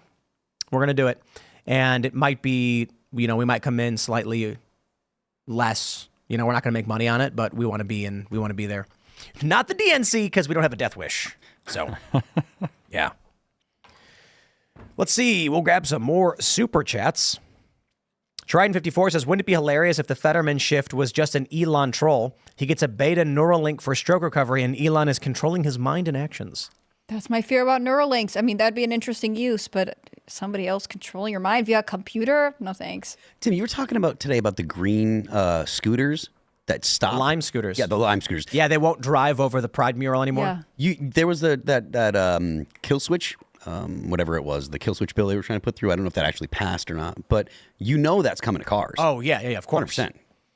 All right, Thomas Tegroen, is that how you pronounce it? Probably not, says, Phil, Divine is one of your best songs, but nothing tops that one you sang that went, it's been 2 weeks since you looked at me, cocked your head to the side and said, I'm angry. That song saved me. That was you? No way. I love that band. Okay, I love that band. And I appreciate the kudos about Divine as well. So there were a lot of songs titled 2 weeks, huh? Yeah. So, whatever. I'm going to type in 2 weeks lyrics and see who wins. Grizzly Bear. I wonder who Grizzly Bear is. That's a good song, too. Is 2 it? weeks by Grizzly Bear, yeah. Save up all the days, a routine malaise, just like yesterday. When you're titling songs, is this something you have to consider? The fact that there are other songs with that name? So do it anyways. No, you don't worry about other songs with that name because the topic of the song tells you. One thing that I learned from, not learned, but one thing that Jamie Josta from Hatebreed told me that I have since embraced. No matter what you want to name the song, you always name the song whatever is the most audible, articulate word in the chorus or phrase in the chorus, because they're going to come up to you and they're going to say that anyways. Oh, okay. You can name it whatever you want, but they're going to come up and be like the one with the, the memorable chorus. This happened with the movie Edge of Tomorrow. Mm-hmm. They put the posters up that said Live, Die, Repeat, and then everyone started calling the movie Live, Die, Repeat. I thought it was Live, Die, Repeat for the longest time, and I loved the movie. Yeah. So, yeah. All right, everybody. We're going to go to that members only show. So smash that like button, subscribe to this channel, share the show is the most important thing. Many people say, Tim, I can't afford to be a member. Hit share, take the URL, share with people, tell them you like the show, and play it when, if you introduce your friends to it. Word of mouth is mainly what drives podcasts. So that would greatly be greatly appreciated. Or go to timcast.com, click join us. But again, smash that like button. You can follow me at Timcast on X and Instagram. Cliff, do you want to shout anything out? PHAce.com, anybody that wants to help out, whether you want to sponsor a student door knocker or if you want to come out and chase ballots with us. And that big shout out to Rick Becker, tomorrow's primary in North Dakota. I know we've got thousands of people in North Dakota watching the show right now. But Rick Becker, America First, liberty-minded patriot. Thanks for having me, guys. First of all, thank you very much to everybody that sent me well wishes over the weekend. Thursday was rough, but it was really, really nice to see all you people sending me get well soons and stuff. I am Phil That Remains on Twix. I'm Phil That Remains official on Instagram. The band is All That Remains. We're going to be on tour this summer with Megadeth and Mudvayne on the Destroy All Enemies tour starting August 2nd, finishing up September 28th, I believe. The new single is Divine. It's available on Pandora, Spotify, Apple Music, Deezer, Amazon Music. The internet. Also, we have a new song, a new video coming very shortly. I'm not going to say any more, but it's coming soon. No. Day after? No, stop it. But it's coming soon. Also, don't forget The Left Lane is for Crime. It's been so fun having you here. I'm glad you could tell us about what you're doing in Pennsylvania. I'm Hannah Claire Brimlow. I'm a writer for SCNR.com. That's Scanner News. They do great work. Follow at Timcast News on Twitter and Instagram to see stuff from our journalists, see stuff from Alad, who's on our field reporter. If you want to follow me personally, I'm on Instagram at hannahclaire.b, and I'm on Twitter HannahClaireB. So thanks so much for everything you guys do. Bye, Serge. See you later. Bye, guys. We'll see you all over at timcast.com in about a minute. Thanks for hanging out.